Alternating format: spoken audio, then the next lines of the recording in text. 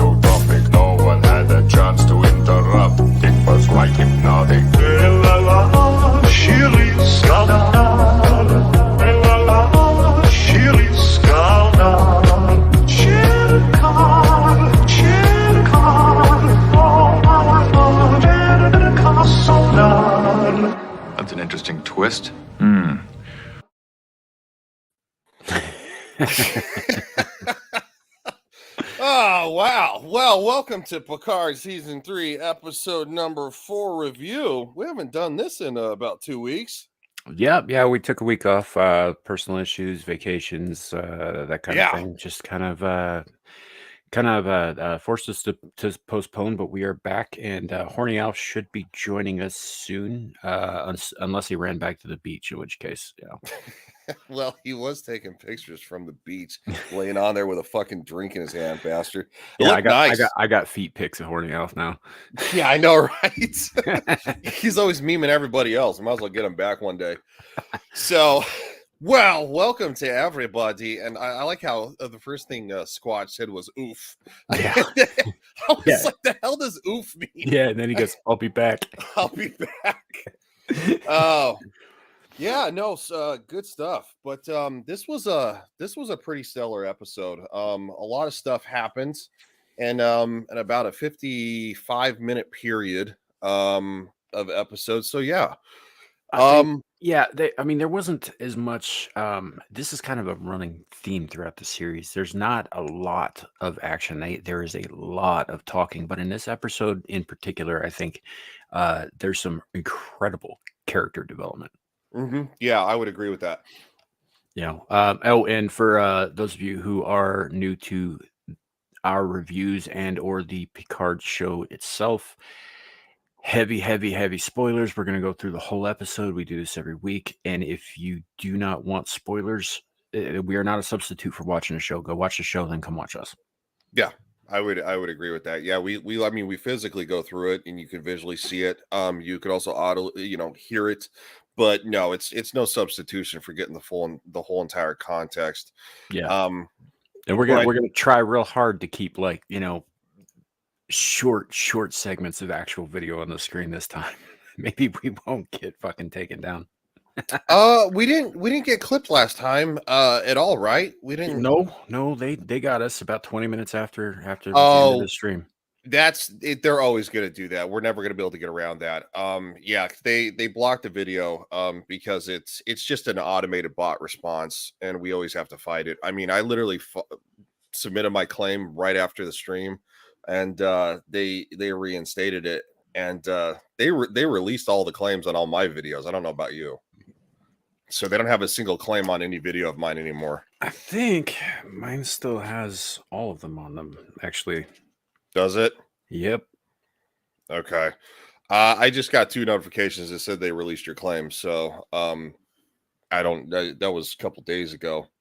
But anyway, so let's jump into this because as I just kind of skipped over it because all it really says, it has the intro that says 5 years earlier. So I mean it's not like you really need to see the sign, but here we go.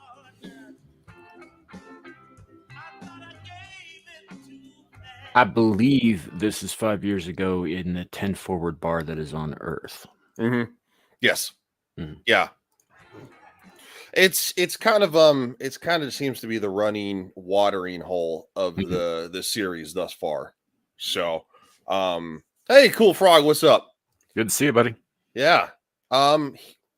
He was Cool Frog, made an appearance last night too on the stream, which was awesome. Screaming to the Lord, the 50th episode. That was a lot of fun. It was a good episode.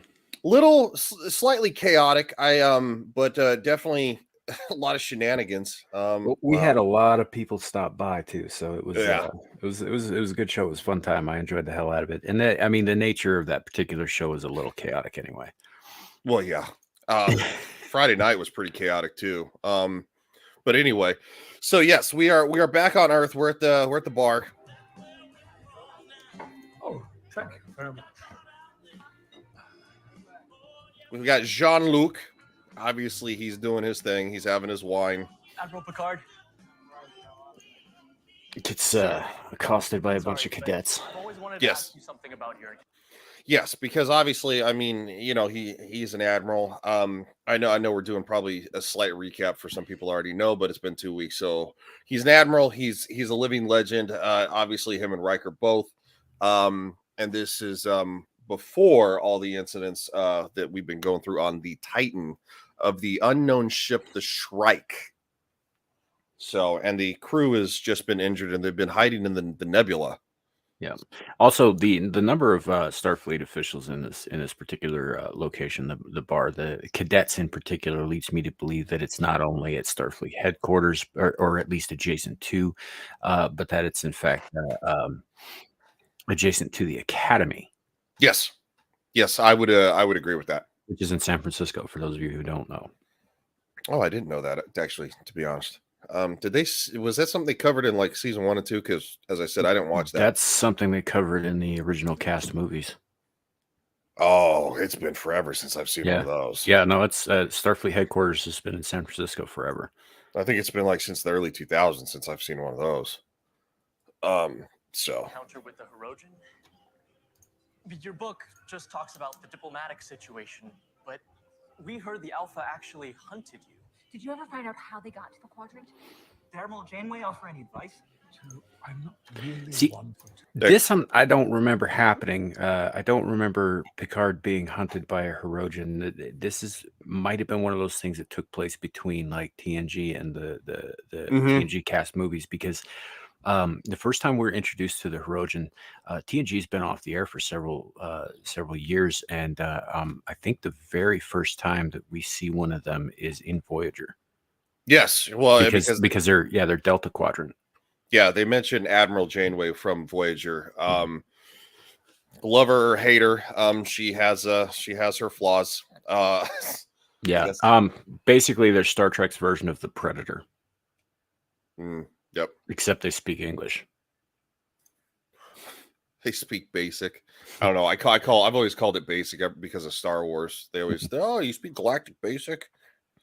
Right. So Did you ever sidetrack a little bit? Did you ever read the Alien versus Predator comic books from the late 80s, early 90s? no, I was too young for that. I didn't really know anything about Alien or Predator when I was at that young. Okay, I would recommend doing so for because some of the earlier stuff is actually really good. They introduced a character named Machiko Noguchi. Like, you remember that god awful Alien versus Predator movie? Yes. Okay, so Sana Lathan's character in that, the main chick, Mm-hmm. they gave most of her. They gave the main character from the comic books, a woman named Machiko Noguchi, her character arc to Sana Lathan's character, and all of that. She ends up in the end going off with the hunters into space and like joining them, kind of thing. And there's a lot of stuff that goes along with that. And she mentions during one of the series, I forget which one it is. I think it's War. That she knows damn well that they can understand her, but they're just refusing to, lower themselves to speaking her language. Oh, okay. Yeah. All right. Well, no, no. Like I said, and ironically, I know this is going to be slightly a bad take. I didn't mind the Alien versus Predator movie, but then again, I was very much late to the party on all that, because I was so young when they came out. Yeah, fair enough. It was just it was an interesting concept. It wasn't great. it was a long time coming. So Predator 2 comes out, right? And Hardigan or Harrigan, Danny Glover's character, gets on the Predator ship, and he finds the trophy wall, and on that trophy wall is a xenomorph skull. Mm-hmm.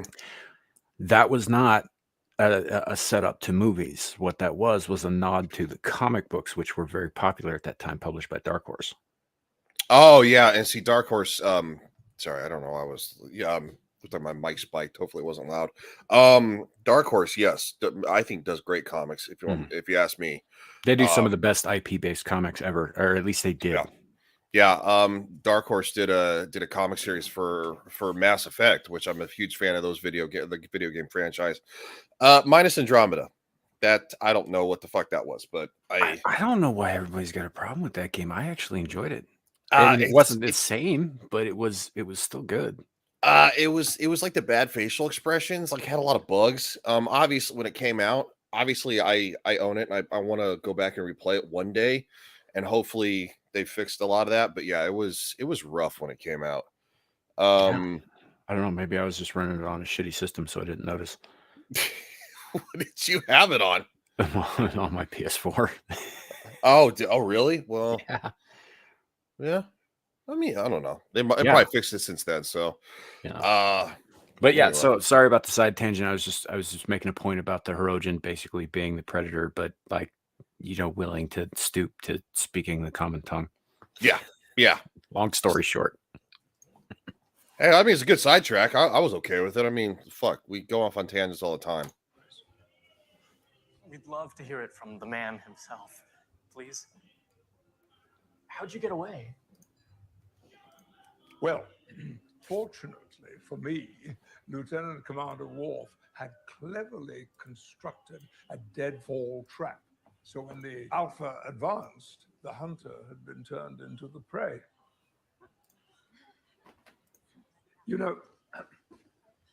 That's how you tell a short story. When you Yeah. You will need to remember that no matter how bleak or unwinnable a situation, as long as you and your crew remain steadfast in your dedication one to another, you are never, ever without hope. It's a good line. It is a good line. It's a very good line, and that's very reminiscent of the character that we know and we highly appreciate, which obviously all criticisms are due for season 1 too. Yeah, and folks, remember this scene and that line, because it does come back around at the end of the episode.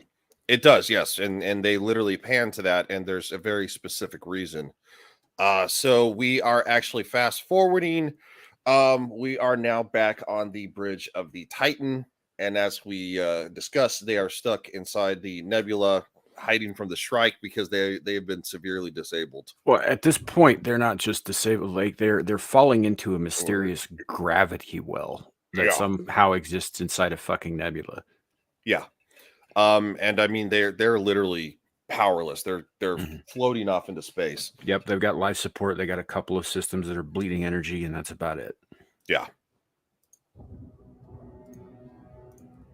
That's not what I wanted. Wrong button. Still too darkly lit. I mean, I know they're without power, but the whole episode is very darkly lit. It's a very dark episode.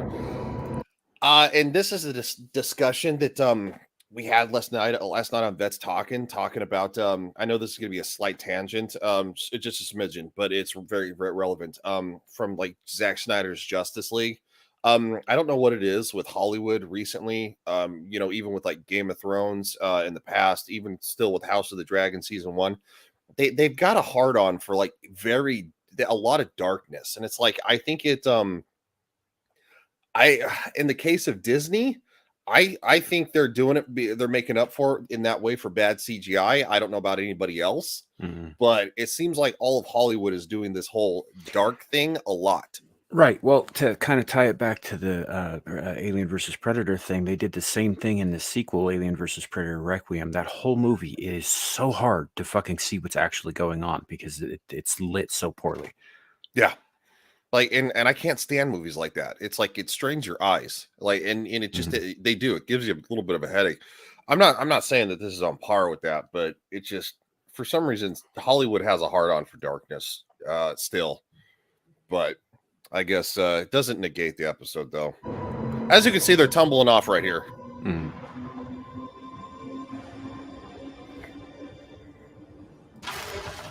Ow. Our shields can't take much more of this.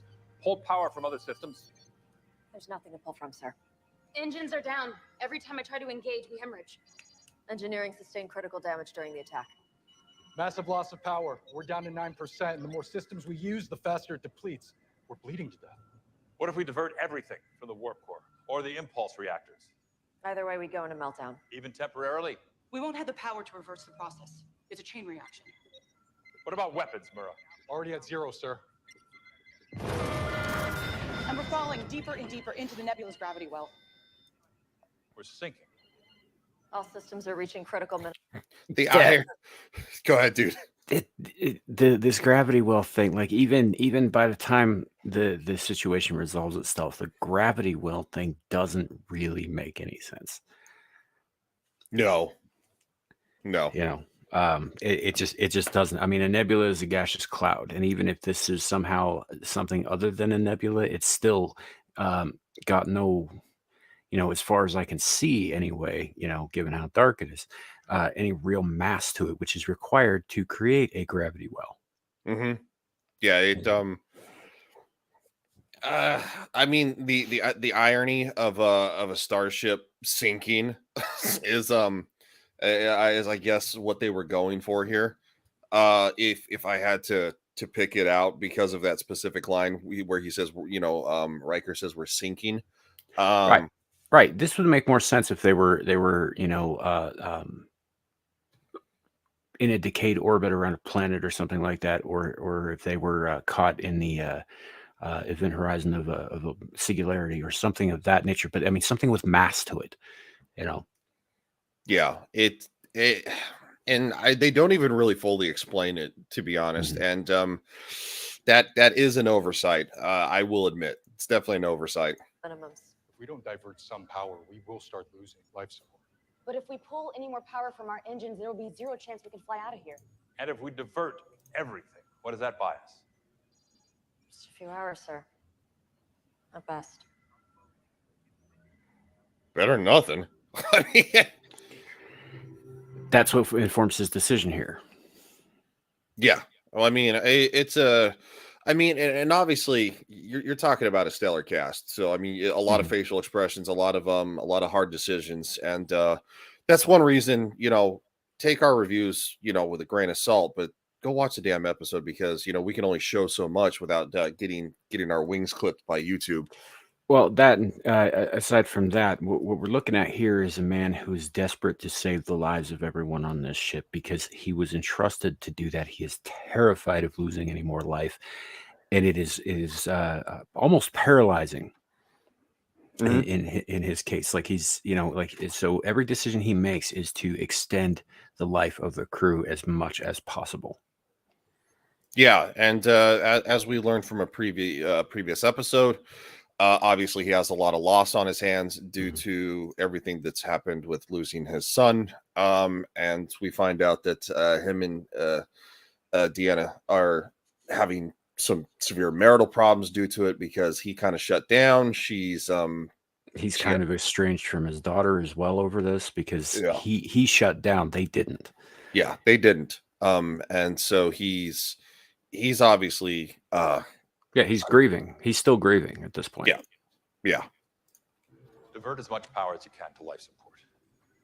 Eliminate all non-essential functions. Have the crew gather in common areas. Shut everything else down.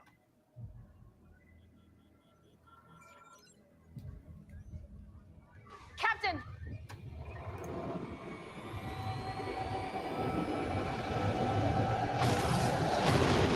This sort of thing starts happening. Yes. It's pulsing. It's something coming from the nebula. They don't know what it is, but it is. It will be kind of explained. As we go. Yep. It's doing a sort of energy pulse, which is damaging to say the least. And since they're a sitting duck, it's just like a beach being bombarded by the waves. Eventually the water erodes everything, even rock. Obviously, so, and that's kind of the metaphor here, is it's eroding away at the ship as the ship is dying itself. Report! Another bioelectrical wave. Sir, that did a number on our shields. If we don't lower them in between impacts, we're going to lose them altogether.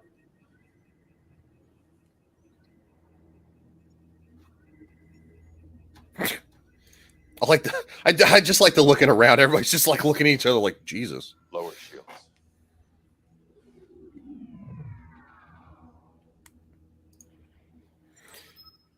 Carla? I will say this before we get too much further. The one thing that I do enjoy about this scenario, I mean, as much as it sucks for everybody involved, and Riker doesn't want to make decisions that are going to lead to more death, but he knows that at this point he may not be able to escape that. I mean, that's all very dour and very dark, but I like the fact that they did not go the Discovery route. And by that, I mean, you don't have a bunch of junior officers throwing their shit up in the face of their superior. They're doing their jobs, and they're doing them with aplomb and with competence, and they're obeying the chain of command even in the face of death. That is to be commended. Yes. And obviously Star Trek Discovery is nothing but a piece of garbage. I have not watched it. Right. But if this was Discovery, dude, they'd be out in the hallway fucking bawling by now. Yeah, well, what in Discovery, the captain cries like every episode or whatever her name is. It's a diverse female space Jesus, according to Critical Drinker. I think that would be somewhat accurate of a description, because it's just an insufferable character. And Discovery is very, very. We'll just say it aligns with season 1 and 2 of Picard, which were highly hated.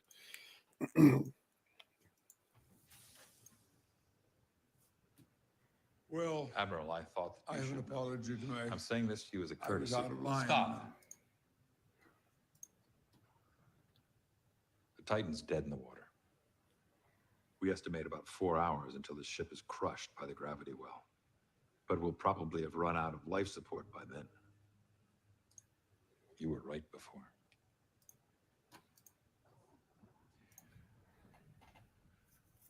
And here we get some more insight into Riker's mentality. Yes. When we buried our son, I watched the coffin being lowered into the ground. It was only 6 feet, but it was so dark. It was like infinite emptiness. You and I have traveled to the far reaches of space. And yet there's nothing that proved to me that there is anything after. And I've tried to shake that. Deanna, as you know, feels everything. But she couldn't live with me feeling nothing. And neither could I, which is why I left and I came here. I was running from this, only to find it again.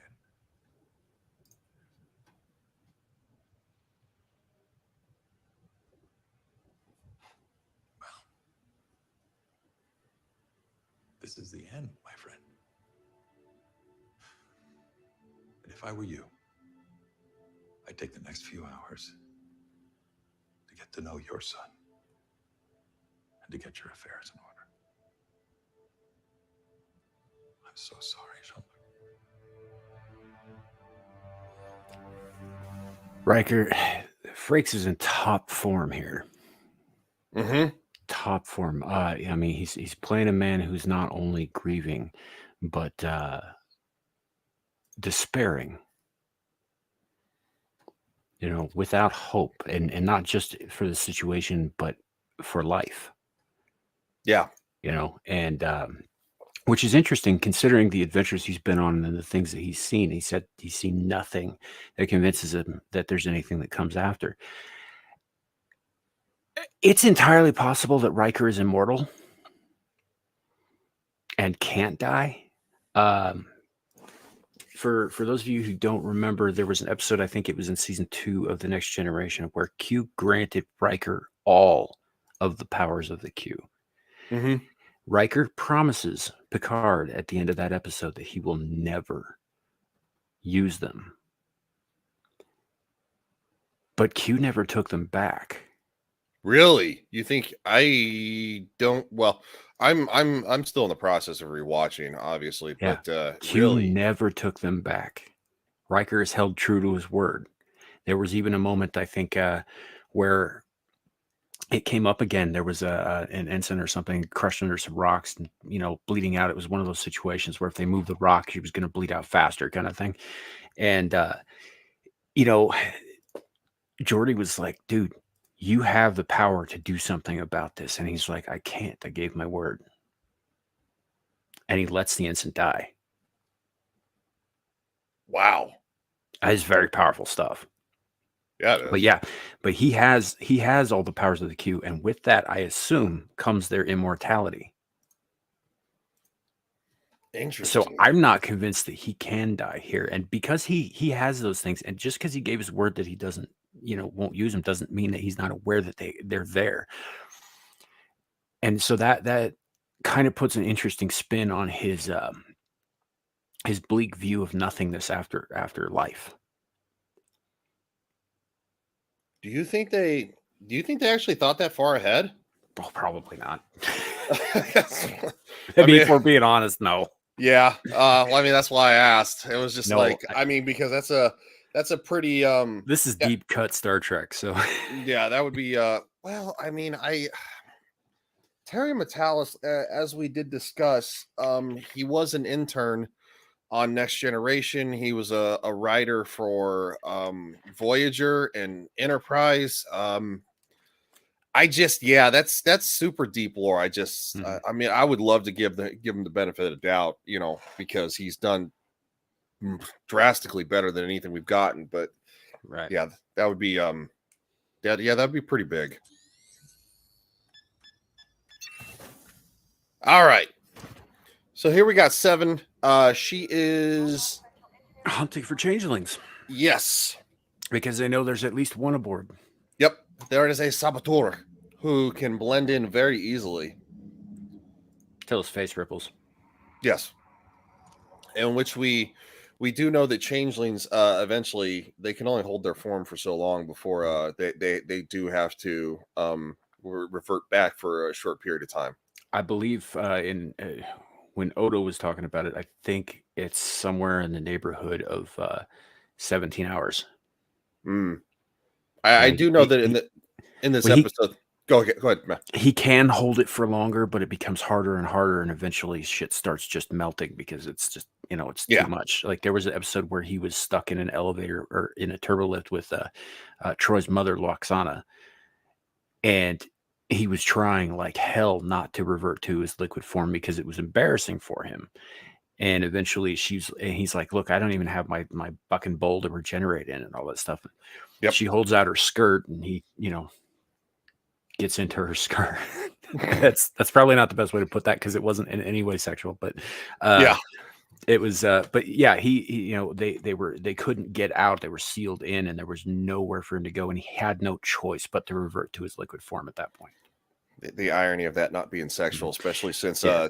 Deanna's mom is a very, say, charged creature. She is, but she's also a very astute and kind woman.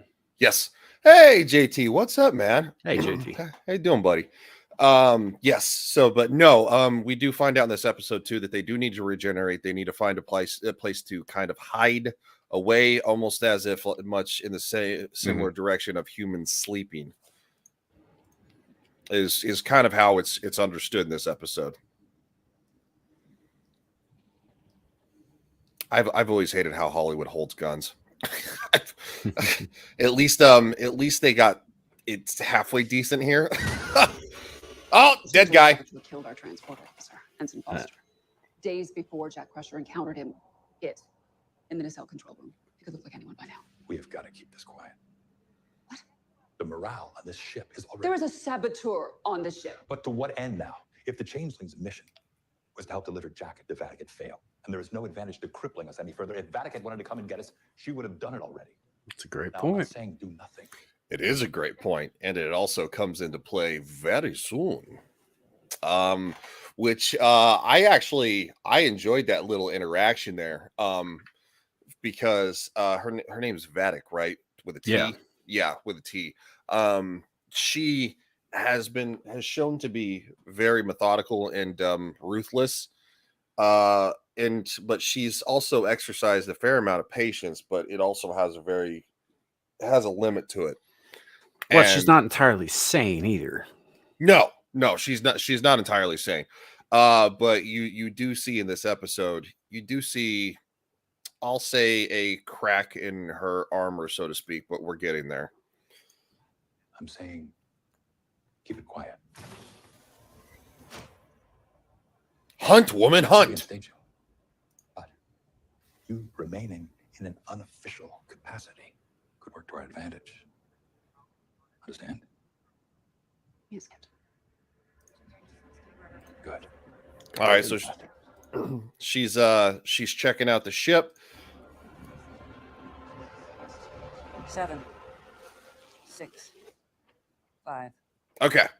We're on the medical bay now with Beverly. We're with Jack, and Jean-Luc is going to spend time with his son. So, awkward. No, I was kidding. 3. Not really as awkward as you'd think. 1. Beverly is now timing the pulses. Yes. No, it wasn't.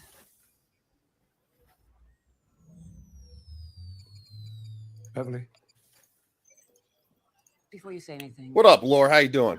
Thank you for saying it. How you doing there, Maria from Unlocking the Lord, the geeky crochet? She has so many names. Precious, but Howdy. You could give me a moment or two. We love Maria. She's good. She's good people. Better than JT, that guy. Of course I could.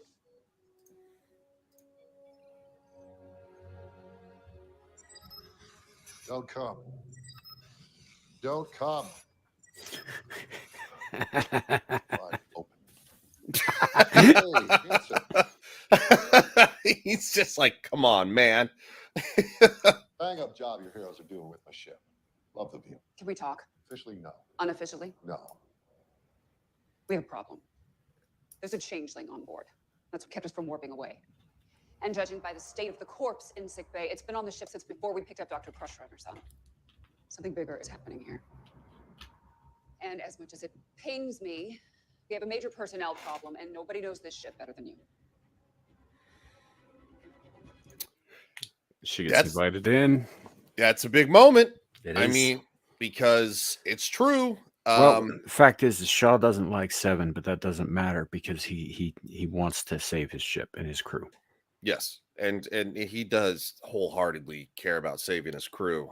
That's been his whole entire shtick since the beginning. He comes off very rigid and much. When we first meet him, he's an ass. But you understand why later on, and even in this episode gives more context to why. Yes, Maria, good season. Really enjoyed it. Yes, agreed. Yes, very good season. The only season that they did right. Wish they would have just been the one season. Honestly, I think Shaw's probably one of the best new characters to come out in television recently, let alone just Picard. I really enjoyed his Todd Stashwick's performance. Yeah, I think that's and I think he was written very well. Yeah, I think that's a fair statement. It doesn't help that characters nowadays are so one-dimensional. But it still doesn't negate the fact that he's a very interesting character from the get-go. You end up hating him at first, and then you kind of understand and you start to kind of empathize with him a little bit. And his snarkiness kind of grows on you, which is ironic. Yeah, and even it becomes clear even in this through the course of this episode in particular, as bitter as he is about certain other characters and events, as unhappy with certain people as he is going to do his duty no matter what. Yes, he's very by the book, but he does his job and he does it well. And obviously he was injured in the last episode. It's been 2 weeks, so to kind of recap that, he was severely injured. He did have some internal bleeding, but he has been fixed up, and obviously Riker is in charge. Computer, reference my personal records. I want to record a private message for Deanna Troi. Recording. Proceed with message. In the event. Yeah, nobody is Maria. In the event that the Titan is somehow recovered.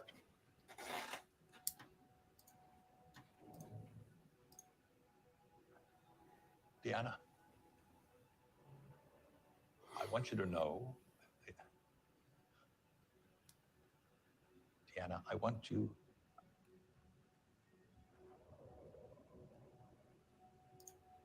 Recording paused. I think everybody on fucking planet Earth can relate to that scene. Yo, I would agree. Yeah.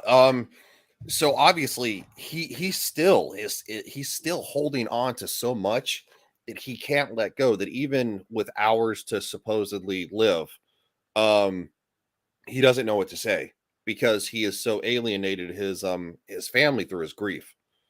I mean, he literally, I mean, because what, he was worried he was going to lose his son.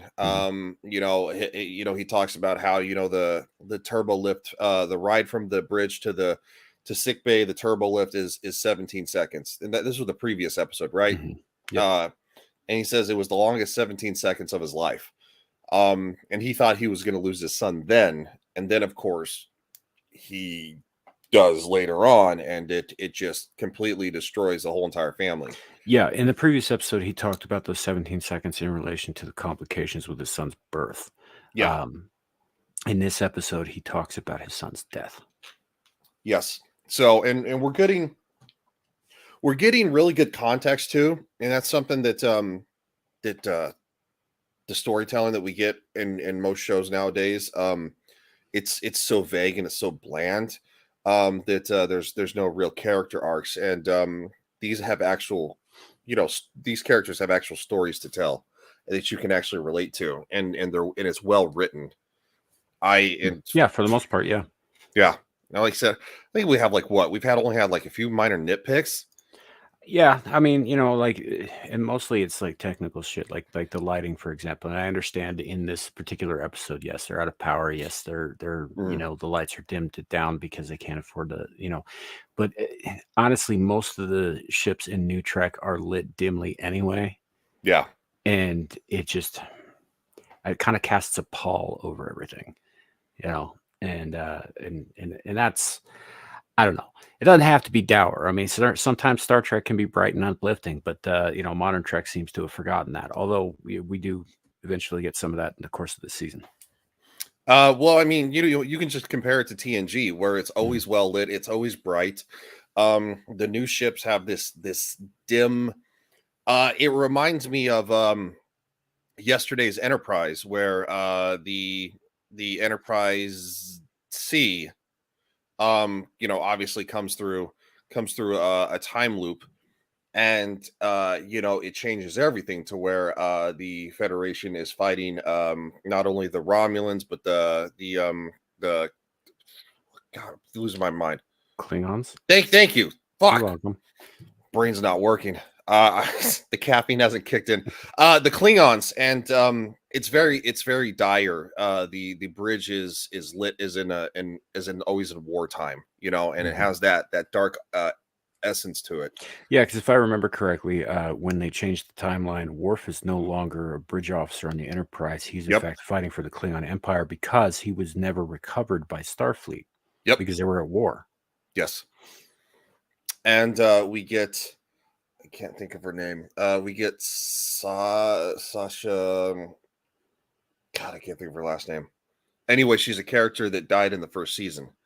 And they talk about that. Tasha Yar? Yes, thank you, Yar. Yeah. Tasha Yar. They talk about how her death was kind of needless, and it's something that Whoopi Goldberg's character, back when she actually wasn't crazy, discusses there was kind of a needless death. But the character's not crazy.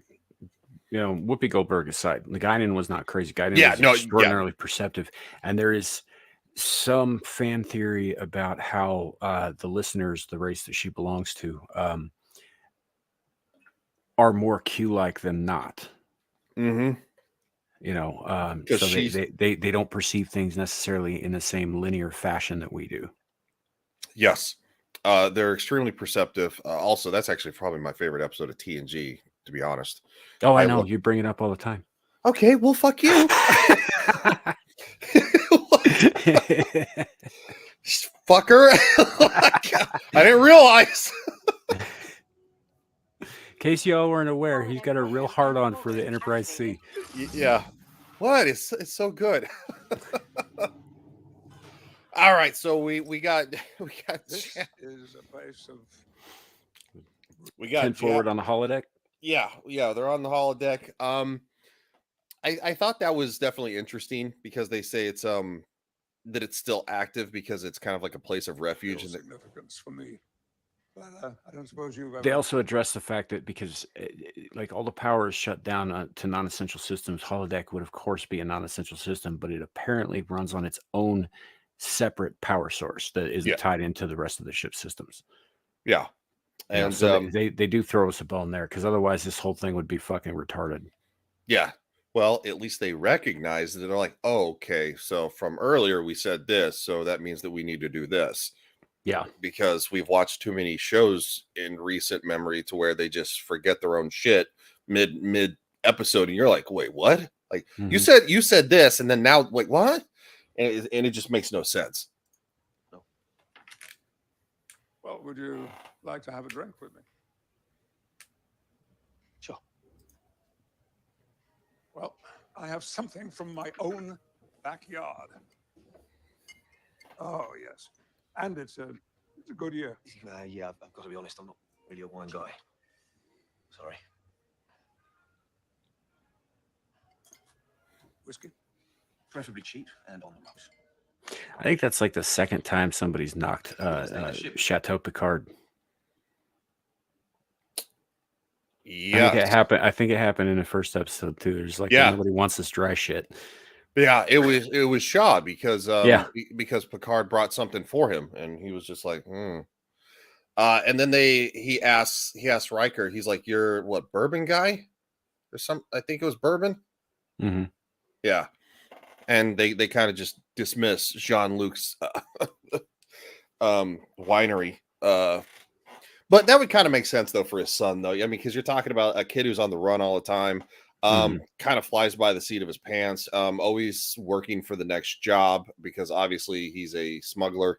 So it would kind of make sense that he would he'd probably drink cheap whiskey. He wouldn't be really into anything fancy at all. So at least to me, that was something that made sense for the character. He's not like his father, but he's also like his father, because when we find out he is his son, it's like, Will is he's like, you don't see it? And he's like, what are you talking, and Picard's like, what are you talking about? And so it's just kind of the irony that they're so much alike, but they're also not. Right. The holodeck's still open. Well, it relies on a small, independent power cell for this very reason, so that in times of distress, it can be a kind of sanctuary. Right. Everyone crams in here, pretending it's some sort of tropical paradise, while the ship implodes around them. If you want to select a different simulation... No. I mean, that's no different than kids putting their heads under their desks in case of a nuclear attack. What? I don't know what you're talking about. I don't remember doing that all in the early 90s. Well, we're still doing it in the 80s. I know. But, and they were still talking about it well after that, but yeah, used to, for those of you youngins out there, they used to make school children do drills where they'd put their hands over their heads and get under their desks in case of any kind of emergency. The main one that they were talking about being, of course, nuclear bombs. Mm-hmm. Now, the thing about this is that it will not save you, but it gives you something to do, something to focus on other than the fact that you are about to be vaporized. Yes. And I mean, I was born in Arizona, so we were so close to California that, they made us do it for similar reasons, not just because of that, but also because of the possibility of not hurricanes, earthquakes. Yep. So no, that was something I was familiar with when I was in elementary school, but yeah. Meanwhile, the Soviets, instead of teaching their kids to duck and cover, were teaching them how to field strip AKs. Yes. And fucking handguns. There's a lot of bad shit you could say about the Soviets, but I mean, in terms of preparing for war, I think they did us better, or did better than us. Mm-hmm. At least with our kids. Well, I mean, and the Chinese are continuing the tradition of that to this day too. Mm-hmm. There's video of that. Well, they stole pretty much everything they do from the Soviets. Love or hate the Soviets, they were a hardened people. I'll tell you what, Oh, that reminds me, before we get too much further. So last night on Vets Talking, right, when I sent you those the images of the CCCP and the Klingon Empire badges. Mm-hmm. Yeah, no, I didn't show that one on the second one. Yeah, but you see the similarity. Yes, so. Oh, absolutely. Roddenberry did take from real life. The Russians are supposed to represent, or the Klingons are supposed to represent the Russians and all that stuff. So yeah, that is where that comes from. But those letters are in Cyrillic. That's not actually CCCP. It's SSSR. Mm-hmm. So it's I don't remember exactly what the Russian phrasing is, but it's Soviet Socialist Republics. Okay. Yeah. The P is an R in Cyrillic.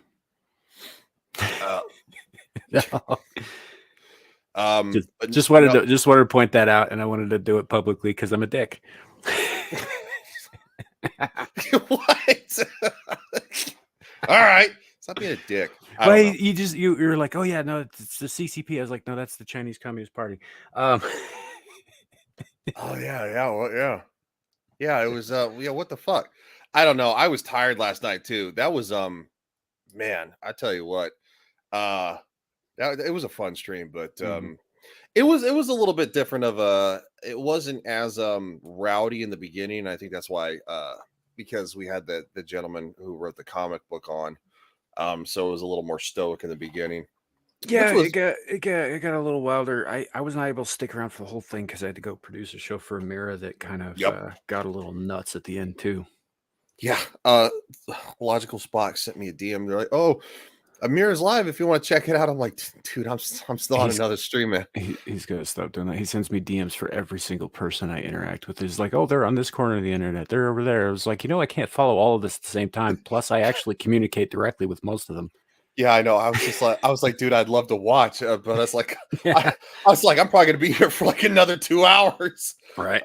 Because you guys started like what, midnight? No, 11:30ish. It would have been midnight your time. Okay, it was midnight? A little after 10 here. Yeah.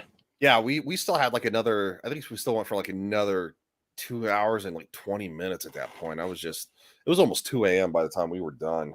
Yeah. Anyway, I wonder where Alf is. I didn't realize he was gonna be this late, fucker. He must be still on that vacation time. I think he said last night he just like got home from Florida. I was gonna say it's Sunday. He's probably catching up on church stuff. Yeah, it's true. Cheap whiskey. Cheers.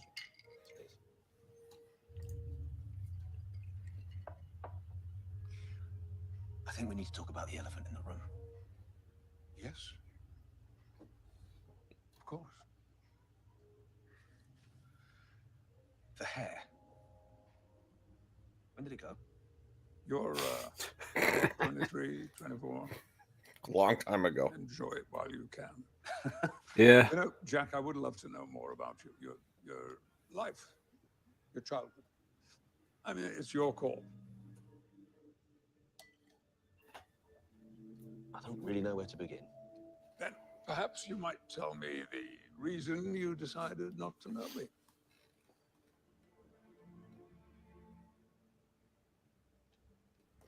Alpha's in the chat. Hey, what's up? You big fucker. No, we're just giving. Sorry, catch up on stuff I need to get done around the house. Didn't know it was going to take this long, but I'm lurking. Yeah, no worries, brother. We're just You're just good, giving you a man. little bit of shit. Yeah, we're just fucking rousting you because I figured you'd probably see this at some point. But yeah, so this is where it gets a little bit deeper, and there's kind of a big surprise around the corner on this one. Actually, there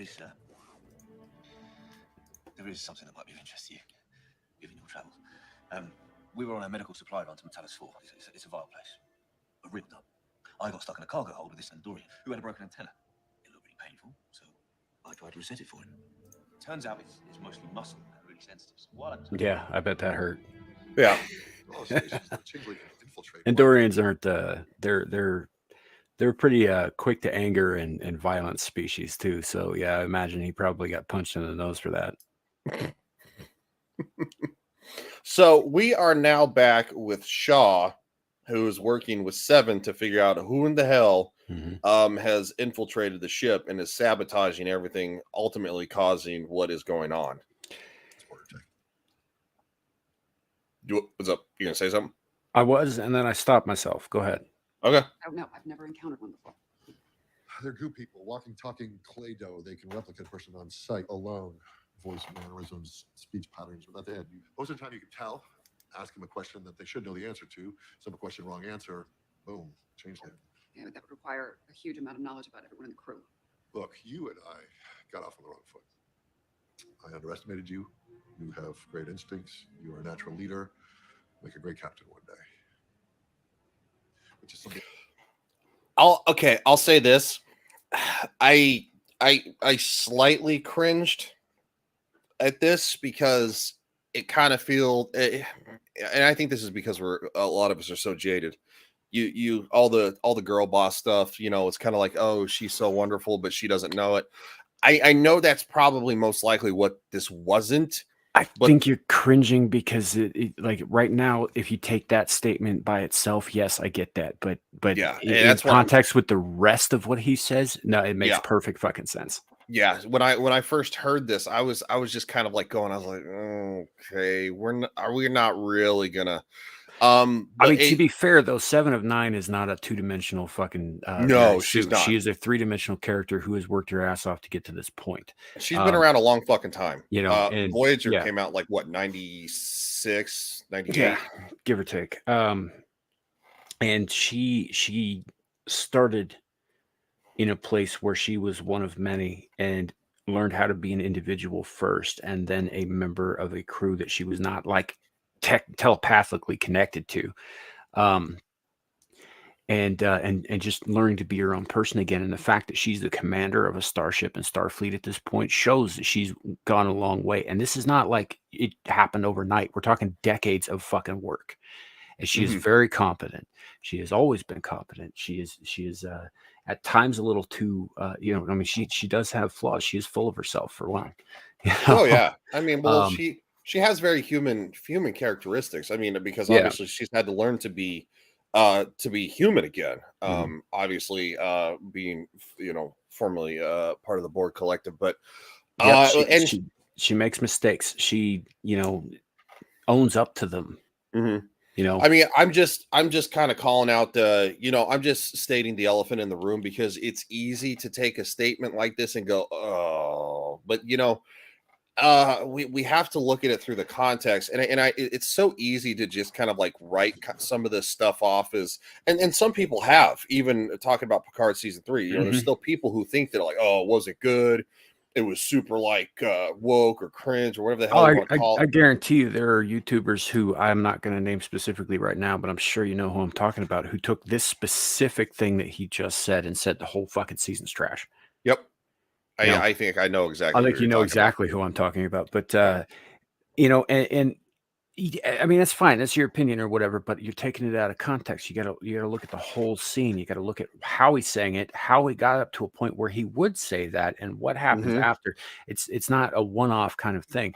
She's not a Mary Sue. He No. certainly doesn't fucking feel that way. It's obvious. Um, Well, and this is like that scene that the leftists are always going about in Return of the King, where Eowyn kills the Witch King, right? And she goes, "I am no man." And they're yep. like, "Oh, if this was, such and such a time made today, they'd say it was." Well, I was like, first of all, no, that line that is one for one with the books that came out in the fucking 50s and 60s. But Hmm. number two, no, you were ignoring everything else about the scene. When Yep. the Witch King says no man, capital M, talking about the race, not Yeah. the gender. Yep. Right. Number two, he is protected by a spell that protects him from mortal weapons wielded by men, right? Hmm. That spell is broken by Mary, Yep. And no, I don't think that who is not was a man. yeah, I don't think that was I'm very much okay with that scene. Yeah, I have zero issue with it right. because And literally, that's my point though, is that it's taken now as a Mary Sue moment by people who don't seem to understand why we call things Mary Sue when it is in fact not. If you look at the entire picture, it's not. mhm, Eowyn is terrified. Her arm is broken. She knows she's about to die and she's got no choice but to fight back. Mary breaks that spell, which allows her, a man, capital M, to slay yep, the Witch King. Now, when she says, "I am no man," obviously it's a bit of a play on words because Tolkien was funny like that. mhm, But, yes, but yeah, no, so I was like, and you take this conversation here. This is not a Mary Sue. This is not a discovery. Oh, we got to talk about how amazing we are while being incredibly incompetent and bawling our eyes out the whole time. yeah. Oh I hate God, that fucking shit so much. But I there's a time and a place for tears, and it is not after every order is given. I might have to fucking just watch it just to really digest how bad it is. Oh, Because, like I said, I didn't watch season 1 and 2 of Picard, so I don't know how bad Kurtzman Trek really is. I haven't watched it. I've had no desire. And I know that some, but what Strange New Worlds or what is that's the one that had the whole entire what female cast with fuck with I can't think. Strange New Worlds is the one where they're going around with Pike as Captain Yeah, of the Pike. Enterprise. Yep. Yeah. Yep. Yeah. So and people were making fun of that because they're like, oh, it's got like an all-female crew. And it's like, Mhm. what happened between Strange New Worlds and the OT and then of course TNG where they diversify the crew? The horny office at Samsung. Yeah, no. Well, you know what? Actually, I was actually kind of thinking that after this, maybe if we wanted to keep the train rolling or something, like maybe if we reviewed the original trilogy. I'm not talking about reviewing Kurtzman Trek, but like maybe, if to kind of keep the Sunday train rolling. But that's just an idea I was thinking. We could go back to the beginning and start with the TOS. Yeah, yeah, that's what I Yeah. mean. Yeah, and then we could, roll into TNG, and we could also move on to Deep Space Nine. Because I haven't seen Deep Space Nine, and I want to watch it. Oh, you missed out. Yeah. Yeah, so I mean, I was very young when that came out. I mean, I was watching old school Honestly, WWF Attitude Wrestling. I think we probably, if Horny Alf's down for it, sure. Why don't we just start from TOS and go through Enterprise? Yeah, I think that would be fun to do. Because like I said, I haven't seen anything about the original series in a long time. And I plus we're very much talking, like, enjoyed years of content once a week. Yeah. And we would get to talk about something good instead of talk about stuff that's always bad, because unfortunately I'm going to have to drop my Little Mermaid review in the next couple days. Jesus. That's on you. Yes, I know. Shut up. But he's like, dumbass. You were a changeling and not just a dick. See, and he's like, yep, I was telling you. Yeah. So maybe you get them from you. How? Make them steal their pot. Pot. I'm assuming you're not referring to cannabis. Sadly, no. That joke, I think. I don't think that has place in the 24th century. No, I don't either. I think they're just trying to be funny.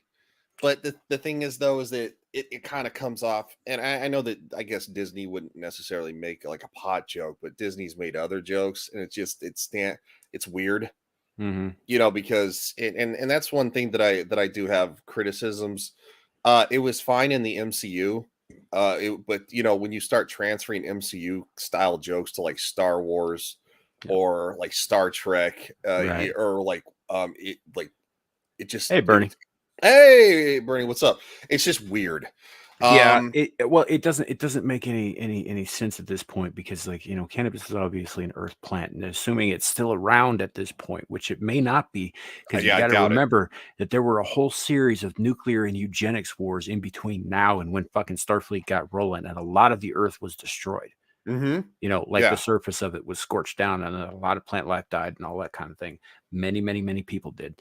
Well, they even cover narcotics in this series, and the narcotics are very different. They do, but there's space narcotics. Exactly. So It's not like so. I mean, at this point, yeah, like even if some marijuana survived, right? It still probably wouldn't be necessarily something that, say, someone who grew up as a Borg on the other side of the fucking galaxy would have any clue about.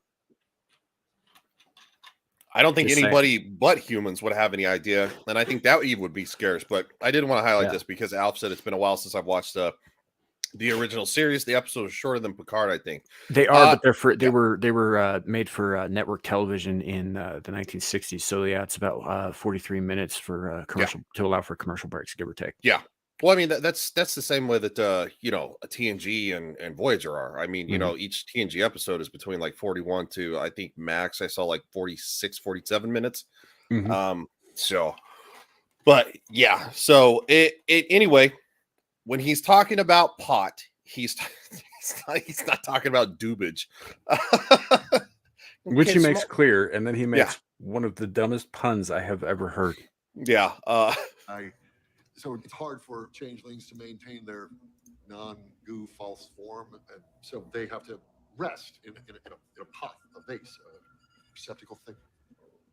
Sometimes they leave behind like residue goo, like residue. You get a sample of that. You upload it to the computer. Residue is a dumb word. Yes, it is. I mean, I think just residue would have worked. Like it's a residue. Like you get. If you have hard water and, Florida's perfect for that, hard water. If you don't have like a water treater, get a fucking film from the minerals in the water. That's a fucking residue. This is true. You get that with most chemical compounds. Yeah, it's not a hard concept. Residue is residue. It doesn't mean I get that. And actually, if we're being a little honest here, the pot leaves a residue too. Just saying. Well, yeah, that's why they say don't drink the bong water, folks. But in this case, like, while the pun is dumb and it made me cringe because the pun was bad, I don't hate that he used the pun because I think that adds to his character. Yeah. I think it's like, okay, so this guy enjoys dumb humor. That's an aspect of him that we haven't seen too much of because he's usually so witty and sharp with his tongue. But every once in a while, he slips out with something like this, and you're just like, okay, he's got a dumb sense of humor, kind of like me. Yeah, and it humanizes him, Mhm. which because as we've said, he's not a one-dimensional character. He's actually a well, in my opinion, because I started out hating him, and as I watched the series, I started to really actually like him and his sarcasm, and it was a complete 180. And that's a good television show, and that's similar to what I felt with one of my favorite TV because I only watch like one current TV show, and it's The Rookie on ABC because it's about cops, which and I think it does a very good adaptation of for modern television of how police work kind of acts. But anyway, yeah, one of the main characters, I started out hating the guy, and then like literally within like the second season, I was like, they flush the character out. That's just good storytelling. Yeah. Side tangent. Do you like cop shows in general, or? It depends. I like The Rookie because it comes from the point of view of like it starts with the point of view of Nathan Fillion, who's starting his life over. He's like in his like 40s or whatever, and he becomes a police rookie, Mhm. and it goes over kind of like the pitfalls and the training of that kind of aspect of what it's like to be a police officer, and they do a really good job. Okay, because I ask because I wonder if you've ever seen Southland. Yes, I have the I seasons of think Southland. I Very think much enjoy that. Southland was probably, and I think it's been praised by other people, former police officers, as being one of the best cop shows ever made. Yes, very much enjoyed Southland. I have all 4 seasons. I Yeah, think it's 4. great, Yeah, great fucking show. For those of absolutely you out there, incredible. a little hard to watch at times. There's Mhm. some fucked up shit that happens in it, but Yep. good show. Good show. I Yep. was just curious. I didn't know if you'd seen that or not. Yes, I've highly enjoyed Southland. I watched that somewhere around the time I think I started The Rookie. I was very late to the party though. It was already over by the time I started watching it. Mhm. Okay, so back to Shaw's dumb humor. I also think I think it's a good segue too because it kind of shows that he's not always a hard ass to kind of like Seven, who he's been Mhm. super hard on, like very hard on because Right, and at this point, they both understand who the other person is. So yes, when he says the thing that he says, and then he goes, "Which is what I would say if I were not me," and she goes, "Right," instead of just being a dick. Like they both, yeah, nobody's actually attacking anybody, and they're just yeah, stating that they understand the other person. yep, because they're literally looking for an imposter. Upload to Mhm. the computer. You have the shit scanned for that son of a bitch. Thank you, Captain. Whatever. 5, 4. See, still a little bit of a dick there, but at the same time, he's not used to getting along with her, especially because she did directly disobey him. Right, right, To but he also waited until she left the room to yeah, say that, yeah, and while she was there, he did his duty. He helped her figure out how to find the fucker. yep, yes, he did, and that's one thing. Again, he's very by the book, and he does care about his crew, and his ship. All right, so we're back with Beverly, and she's timing the pulses still. 3, 2, 1.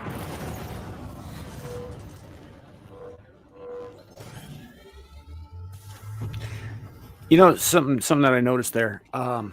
Initially, when they started doing the pulses and stuff, the first time that you see that shit happen, it's on the bridge with that big ass view screen. And so my assumption was that all of that light was coming from the pulse. Yes. In this scene, they're in sick bay, they're not near the windows, and it still lights up like that. And you'll notice that it's coming from the lighting in the room, like something's jacking the lighting way up. Mm-hmm. Every time this pulse hits, and that's important. That comes in later. But yeah, Oh, this is yes. where I noticed. I was just like, wait a minute, they're not near a window. Why Yes. is it getting bright? And yeah, that was definitely something that I didn't catch the first time. I'll be honest. It took the second watch through just today to Mhm. actually notice that second part. Yeah, they do a great job of like laying down seeds of things to come. Again, it's the little things. Details. It's the little details that you kind of miss, because if you watch it more than one time through, which I got to be honest, I can't tell you anything Disney recently that I've watched more than one time through because it's awful. Alf, maybe it was a hint of the crew to turn the lights up. Yeah. Right. It's too dark. So dark. Like, you see the outline of her hair in her hands, and it's like, that's about it. Mm-hmm. So Seven's searching for the quote unquote pot here. Yes.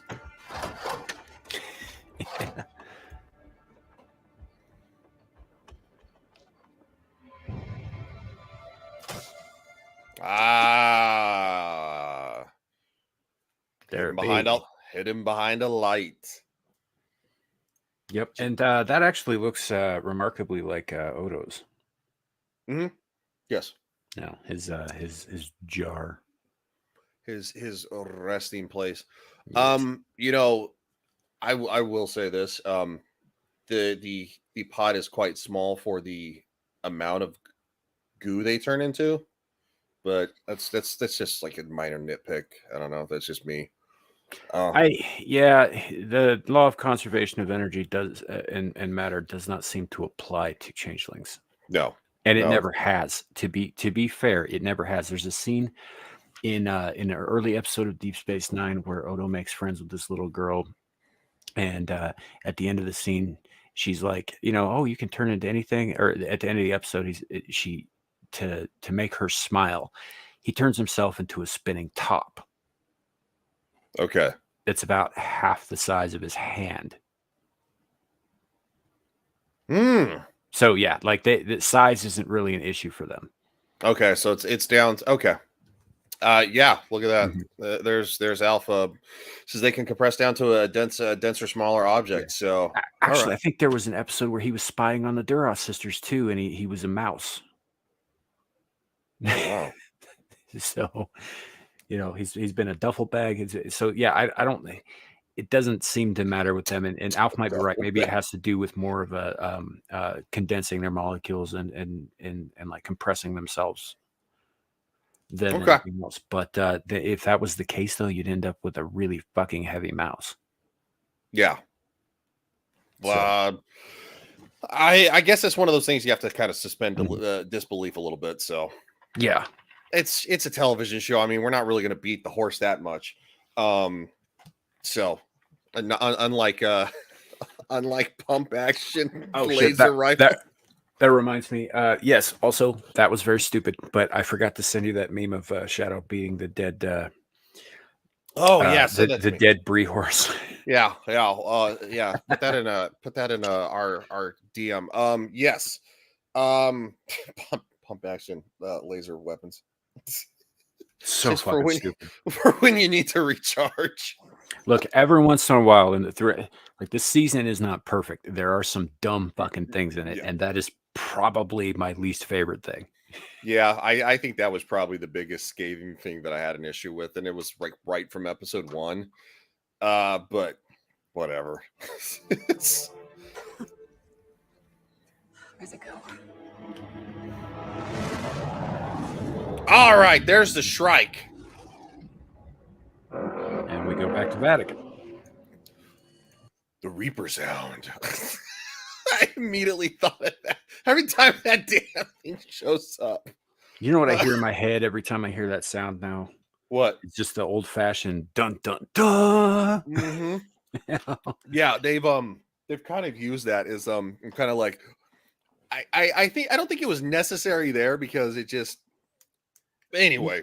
You know what it is it's a combination of like an intimidating roar and that old Far Side comic where there's some guys in a saloon and the bartender says to the piano player, he's like, low key Arnie, bad guy coming in. Yeah. Just so to keep it kind of lighthearted and fun, we just want to celebrate our good buddy Mr. Shadow of Hawk. Yeah. That is all yours to abuse as you wish. I did say last night that I would spread that around the internet as far as I could. Yep. I still can't believe that freaking kid, man, got never banned off Twitter, doofus. Yeah. I can't even complain about his spread memes about him.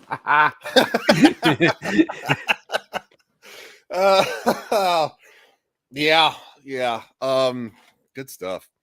Okay, so this is what I was alluding to for earlier. We've only seen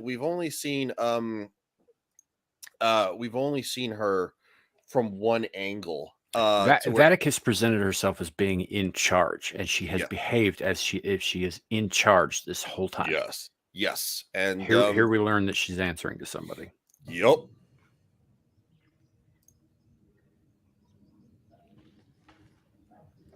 She's walking over. I mean, I want to show the actual scene of what who she's communicating with.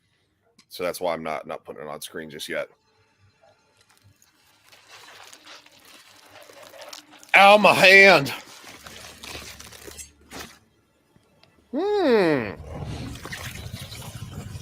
Now, what would you say that looks like? Looks like she's got a little bit of a secret of her own. Mm-hmm. And we had not seen that previously because we do not know anything about this character or much about her ship at all. There are no records. And also, the face that shows up is vague. You know, it's not specific as to, like, it doesn't give you specific clues to the identity of the speaker. No, but she is being driven by somebody else. Unfortunately, the starship-faring Jack Crusher couldn't escape the center of the gravity well. No. That's not possible with my ship's payload. The portal device utilizes gravimetric distortion. It is suicide. It is suicide to refuse. Obtain and deliver the asset. All else is expendable. Your ship, your people, you. I will pursue. Conversation over. Yes. And then it goes back to being her hand. Yep. So now we had a glimpse. That is the weakness in her armor. She is not in charge. She obviously does give a shit about her crew and her ship. She does not want to lose it or her life. And she has no choice but to comply because she will be killed no matter what. Now, see, my initial thought when watching this, given that we're dealing with changelings, was that it was somebody in the Great Lake who was descending from Odo's faction. Okay. I honestly had no idea. I mean, I was that was my first thought, because I was like, who the fuck else would command the fucking founders? You know, because that's what the founders are. They're changelings, they're shapeshifters. They were the top dogs of the Dominion. They were the Dominion. And you know, I mean, Odo went back and kind of changed things. So now that we've got changelings who are enemies again, like, you're just like, wait, how the fuck did that happen? First of all. Secondly, who would these people answer to? Because they conquered an entire quadrant of the galaxy. They don't answer to fuck all. Yes, and because you know, you and Alpha have talked about Deep Space Nine takes place takes place during the Dominion War, correct? And then of course it ends a good portion of it does, yeah, right before Voyager, or to some extent, because I didn't catch that context, because like I said, I've seen TNG. That's how I started. I did watch Voyager because I had a teacher introduce me to it. An episode had something to do with what we were learning in like a history class or something. There's some overlap. Okay. TNG, the last season or two of the I think the last season of TNG overlaps with the first season of Deep Space Nine, and the last 2 seasons of Deep Space Nine overlap with the first 2 seasons of Voyager. So there's periods where things are happening concurrently. And in the, like, for instance, the pilot episode of Deep Space Nine takes place, the very opening scene, at the Battle of Wolf 359. Benjamin Sisko, who is our commanding officer throughout the course of that show, was at the Battle of Wolf 359. He doesn't like fucking Picard. Okay. Yeah. And I do know Cisco's name because he is a highly revered character. So I haven't just heard you guys praise him, but I've heard multiple people. Yeah, Alf says the last two seasons of TNG overlap with the first two of DS9. Okay. Yeah. So so there is, and then the whole premise of Voyager, when you know, because they're in pursuit of Maquis. Well, the Maquis were a group of people who were fighting against the Cardassians, the Cardassian Union, but they were doing so in a way that was in contested space, basically. And so the Federation was bound by treaties to help stop them because basically they were acting as terrorists. And that's how you end up with the mixed crew on the Voyager. Okay. And so, but Cisco also spent some time fighting the Maquis because the space station that he commands is in the Bajoran system, which is in Cardassian space. Okay. And Alf says the last 2 to 3 seasons DS9 deal with the Dominion War. Okay. And so now we are actually jumping back 5 years again. That's not what I wanted to click. This is what I wanted to click. Oh, that's muted. The lesson being, had he and I. So we are back in the bar. Mm-hmm. And he's holding court at this point. Yeah. Given up our will to communicate, we would both have been killed. But I appreciated this impromptu gathering. I get that reference. Admiral, this is an official record, but I had heard mention once of an incident with you and your friend, Jack Crusher, a mishap on a shuttle. You later went on to say that it was one of the worst navigational situations you'd ever been in, a no-win scenario. Well, I was your age, or thereabouts, and dare I say, perhaps even a little reckless. Excuse me, sir, is this private? No, please come in. Okay. Now we're back to present day. Mm-hmm. Before we get too deep into this, obviously these guys are looking for a place to be. They're following Riker's orders. He said to have the crew gather in common areas and stuff, but they're coming in looking lost because they know they're all going to die. Yes. You know. Hey, Lou. Hey, Lou Castley. Good to see you. So they yeah. Don't forget to start your Tongley fans. Yeah. So anyway, they come in and they're looking dejected, but just prior to that, while Picard's holding court in the 10 forward of the past, the story that he's telling when we come into that scene that he's talking about if we had both given up on our will to communicate, that comes from a specific episode where he's stuck on a planet with a guy who only speaks in metaphors. Okay. And they have to communicate with each other. They have to learn to rely on each other in order to survive. But it's very difficult because the guy only speaks in metaphors and doesn't understand why Picard doesn't understand him. And Picard obviously has no fucking context for these metaphors because they apply to this man and this man's history and this man's mythology from whatever fucking planet he's from. And it's a great episode about communication, but I think that's the one he was referring to, Darmok and Jalad. Okay. All right. And there is going to be, I think we're going to bounce back into the past one more time after this, and I think that's about it for context reasons. Look, I get that you might think that I need this, that this might make it all better somehow, but I don't. And I'm not saying this to be harsh. Some people need to be a part of something, others don't. I think we all need connection, don't we?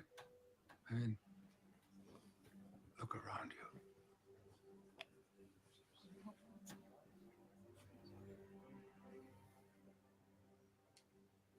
I grew up mostly on my own.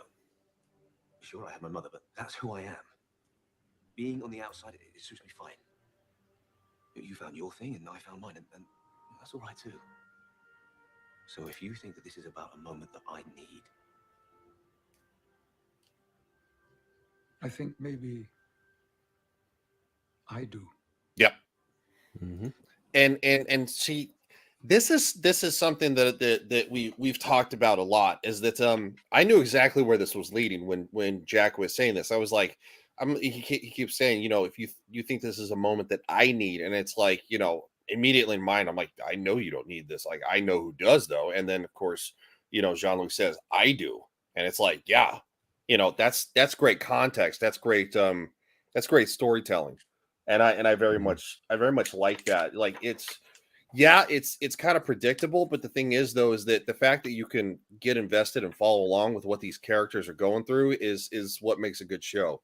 And so yeah, I applaud them for this. 3, 2. That one was sooner. They're getting faster.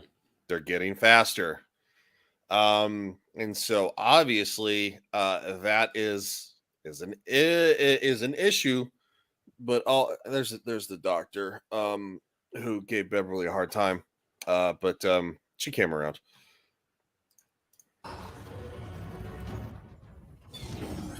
Hanson to biochemistry lab. I have a substance I need scanned immediately. Biochemistry lab has been shut down to conserve power. This is wild. This needs more than a tricorder. Open it up. This is an emergency.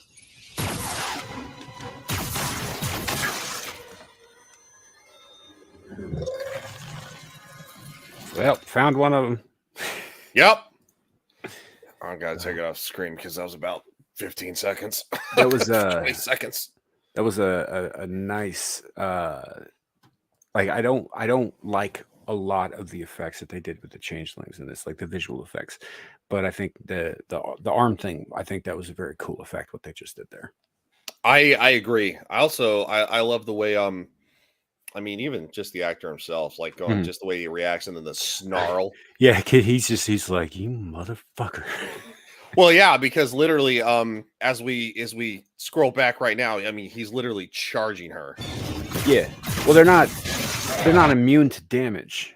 Yeah. They're not immortal. They're not impossible to hurt or anything. But so like when she shot his arm off, yeah, they're liquid beings. They don't have like arms per se, so it's not like he couldn't just make another one. But it's not like it didn't fucking hurt.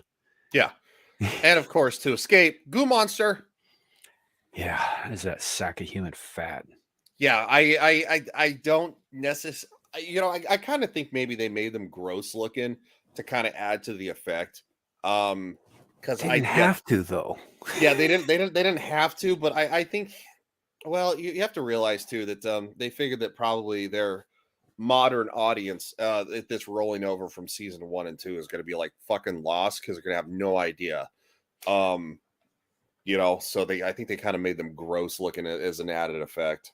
Yeah, again, I'd say they didn't have to do that. They could have maybe because the old school stuff was like computer animated and it was very cutting edge at the time, but it looks very it doesn't hold up as well in terms of like the technology and all that today. So I mean they could have done something like with that, maybe updated that a little bit to seem a little bit more real. Hell, you've seen how they do water effects in video games these days. It's not that difficult to make something liquidy come alive. But what they did here, I've like this, aside from looking gross, it doesn't even move that well. Yeah, no, it's well, here I'll play it so you can see. Yeah, it looks like a fucking looks like fucking bloody mucus you like fucking spit up or something. It's just nasty looking. Yeah, and it's got bits hanging off of it like that. That what about that looks like a liquid form to you? It doesn't look like liquid. It looks like chunks of fucking flesh. Yeah, it looks like kind of looks sludgy and just it doesn't really look that liquid. Yeah, and I know I bitched about this last episode. I don't like those effects. I think they look terrible. Yeah, no. I think we would agree. I don't necessarily care for the effects of that, but like I said, I think they went for like this gross looking aspect because it does. It looks like bloody snot or bloody bloody fat. I don't know. It looks like it does look like something you would suck out of a liposuction. Well, it's like they had to find a visual way to exemplify that these are the bad guys, just in case you weren't aware, with all of the fucking havoc they've been wreaking or anything, but they're the bad guys. So, we got to make them super gross and fucking disgusting. It's like anybody who's aware of these guys from previous Star Trek knows how dangerous they are in the first place. They don't have to be ugly like that. And Yeah. secondly, new people coming in have no context for this. There was no reason to make them ugly for them. Well, I think they made them ugly for them because you have to realize that the modern audience that they've cultivated It's an ugly audience. Is an ugly, retarded audience, and a very simple audience who screams about the stupidest things on the planet because they have nothing I'm else. just surprised they didn't slap a blue wig on that fucking blob. That would be too on the nose for us, not not them. There are some things later in this season where I'm just like, part of me wonders if this Terry Metalis might not be more like us than them. I absolutely think he's more like us than them. Yeah, there's some plot points later on in the season where I was just like, that's really on the nose. And the only reason that we got this this season to turn out this way is because Kurtzman was like, okay, Picard's a sinking ship. The first 2 seasons flopped, and so much like J.J. Abrams, he's a fucking bitch, and he walked away like, oh, I don't want anything to do with it. Like, I didn't, it's not my fault. And it's like, no, bro, it is your fault. He's still collecting those checks, though. Oh, of course he's still collecting those goddamn checks. Fucking J.J. Abrams is still collecting what? $250 million from Netflix, and Netflix is fucking like sinking, almost as bad as Disney right now. Yeah, not also, quite, I don't think Abrams actually fulfilled his end of the bargain on that at all either. No. Well, do you think that Kurtzman has fucking fulfilled his end of the bargain on everything he's fucking probably supposed to do? I think that Kurtzman got himself a nice little locked-in contract that Paramount can't get out of. Yep, I would agree. That's what I think happened. And he's just he's collecting those checks, and he's like, whatever. And then of course his fucking punk ass disappears, and we actually get a good season of Star Trek. Mm-hmm. So because he had nothing to do with this, his name's on this, but it's much like Kathleen Kennedy, he had nothing to do with it. Right. Kind of like how Kathleen Kennedy had nothing to do with Raiders of the Lost Ark. Yeah, or she had nothing to do with I'd say the first 2 seasons of The Mandalorian, but she sure as shit did with the 3rd season, and it shows. Hey, Kohai. At work, so dropping by to say hello. I hope you have a great day. Thank you. You too. Appreciate it. We showed your newest meme of Shadow earlier. We wanted to give you a shout out. So she's the one who makes all of our memes for us here on Friday. Well, yep, on some Friday nights, mostly Saturday nights, and she does a good job. She loves punching at the kid. I mean, she fucking beats me up more, which I don't give a shit. But she beats you up more often. She hits him harder. She probably does. Well, I don't know, man. I don't know. Man. Yeah, but you like the dildos. Oh, I do. Yeah. No, I'm super okay with it. Yeah. See, Shadow's super straight, so it really bothers him. He's super straight. God, I remember. He's super straight. God, I remember that was a thing. That was so stupid too. That was just as cringe as anything else. I'm super straight, and it's like, whatever, dude. 5 corridor 8. An officer's been killed. Go. And things are about to get a lot worse. So, other than this, I think that line was unnecessary. What's the worst you haven't done? Yeah, I think it was unnecessary too. But then again, she could have conveyed that same sentiment with an expressive look, because Gates McFadden is that good. Yeah. All she would have had to do is kind of like, even just kind of like cant her head a little bit and kind of turn her eyes sideways, like somewhat towards the camera, as if she's talking to some, she just said this, and then she just has like this look of worry on her face. Like that would have been. Yeah, she's proven that already in this season, let alone all of the other fucking catalog of work that she's done. She's a very good actress, very expressive, very emotive. She doesn't actually, like obviously they give her tons of fucking techno babble because, Star Trek, but she's capable of conveying that same information that was in that sentence without saying a word. And I think that it probably would have been more effective if she had. Well, and I will. Hey, Alpha's here. Well, hello, sir. Greetings. What's up, guys? Welcome to the. Sorry for being late. You're good, dude. Chasing the kids around to clean their rooms, get the house straightened up because it was a disaster when we got home. Well, yeah, what I saw last night, you said you had just got home from Florida or something? Yeah, we got in at 1 a.m. Yeah, I was fucking late, dude. Because you hopped on the stream just to, in the chat, and that was just like it for like a brief little bit. Yeah. But I will say this for this moment. Even though yes, I think Terry Metalis has done a good job, and Alex Kurtzman's not there. That is what she said is very reminiscent of what we've complained about, because Hollywood tells and doesn't show. Yeah. And it's for the morons out there, because it's like, well, they don't get context or something. That's the problem. Is it Hollywood takes the view that their audience are morons. They don't trust them to follow the story. I think they're catering the audience of people that the same audience that CNN wants. The mind-numbed people that will just follow them and believe whatever they say and just go along with it and eat up every bit of their content. Mm-hmm. And even though this season of Picard is good, and obviously somebody else is the showrunner on it, it still doesn't mean that there aren't some of those retarded ass writers still in that room, and they're like, "Oh, she's gonna say this," and it's like, she didn't need to say that. I think that's there's still going to be a holdover. No matter how much all of this changes, there's going to be a holdover of morons that are going to still poison the pot. I mean, look at something that just happened on Twitter. What, James Woods or whatever, he got locked out of his account for something stupid, and Elon Musk commented, and he's like, I don't know why this happened. And it's like, you still have a couple of cockroaches running around, dude. The fucking, the plague doesn't just go away overnight. Well, I mean, go ahead. Alf. You were exactly right. The mediocrity in Hollywood, you can tell, because they're lowering the standards, and they're changing it to be where everyone gets in, and it's not based on ability. It's reflecting in everything. It's like, I remember movies when I was growing up, they had the ability to use subtlety to tell a story without just telling you, Yeah.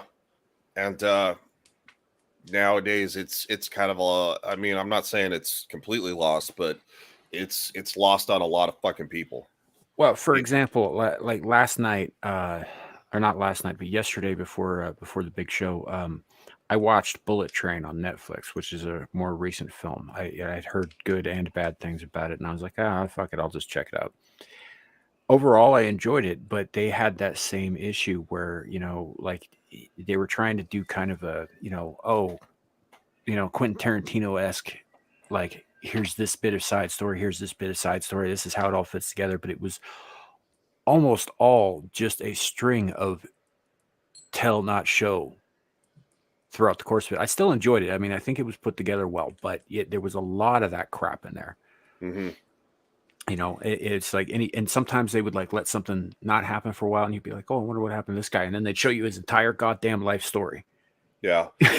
I miss the subtlety of, kind of putting the story together myself through small little hints. I think that's what makes watching a show fun, because it lets you speculate for future episodes, depending on how they write it. And now it's just cookie cutter, tell this, tell this, and end episode, and then next episode, okay, we're gonna pick up where we left off, tell this, like, and it's just like, I don't know, it's like plot for the sake of plot, and they just it's even like TNG and DS9, the characters that developed through those shows, you didn't know much about them the first season, but you'd get out through the 7 seasons in TNG, you'd get little bits of their background, their history. And it wasn't just like, I think in the first season of Discovery, they told like Burnham's entire backstory in like the first couple episodes. Yep. It's like, leave some mystery to it, Yeah. I mean, you remember when Miles O'Brien was just transporter chief? Yep. Didn't even have a name yet. And then, he was kind of a nothing character that first season. Yeah. I mean, he was just, he was basically a recurring extra. And then by the end of Deep Space Nine, he's got a family, he's got a backstory, he's got all kinds of other adventures that he was involved in. He's got friends, he's got enemies. I mean, they really enriched the character of this nothing burger character, and all that. But you don't get all that right away. Like I was saying, it was a progression through not just so many seasons, but 2 different series. Mhm. And it's done so well. And then now these days they just I don't know, they think their audience is retarded, frankly, because they're retarded. Yes. Yes. I mean, that's probably the best way to put it. Yeah, they're literally fucking mouth breathers trying to write television, and it's just not Well, good. It goes back to that they're hiring based off ESG rather than merit. Yeah. They're hiring based on fucking participation trophy fucking points, unless you're a fucking white guy. It's like, everybody, welcome to the club. As we found out on Vets Talking last night, Frank, he's been in Hollywood for fucking decades. He's worked with a bunch of different people, and he said he's moving to Atlanta, Georgia, to where a lot of the productions are moving to, because Hollywood is kind of dead. And he's like, I can't get any jobs out here because they literally tell me to my face. He's like, we don't have a spot for you because you're a straight white guy. And he's like, are you serious? And they're like, yeah. They're like, you're a straight white guy. We can't hire you. We're not going to hire you. What are you talking about?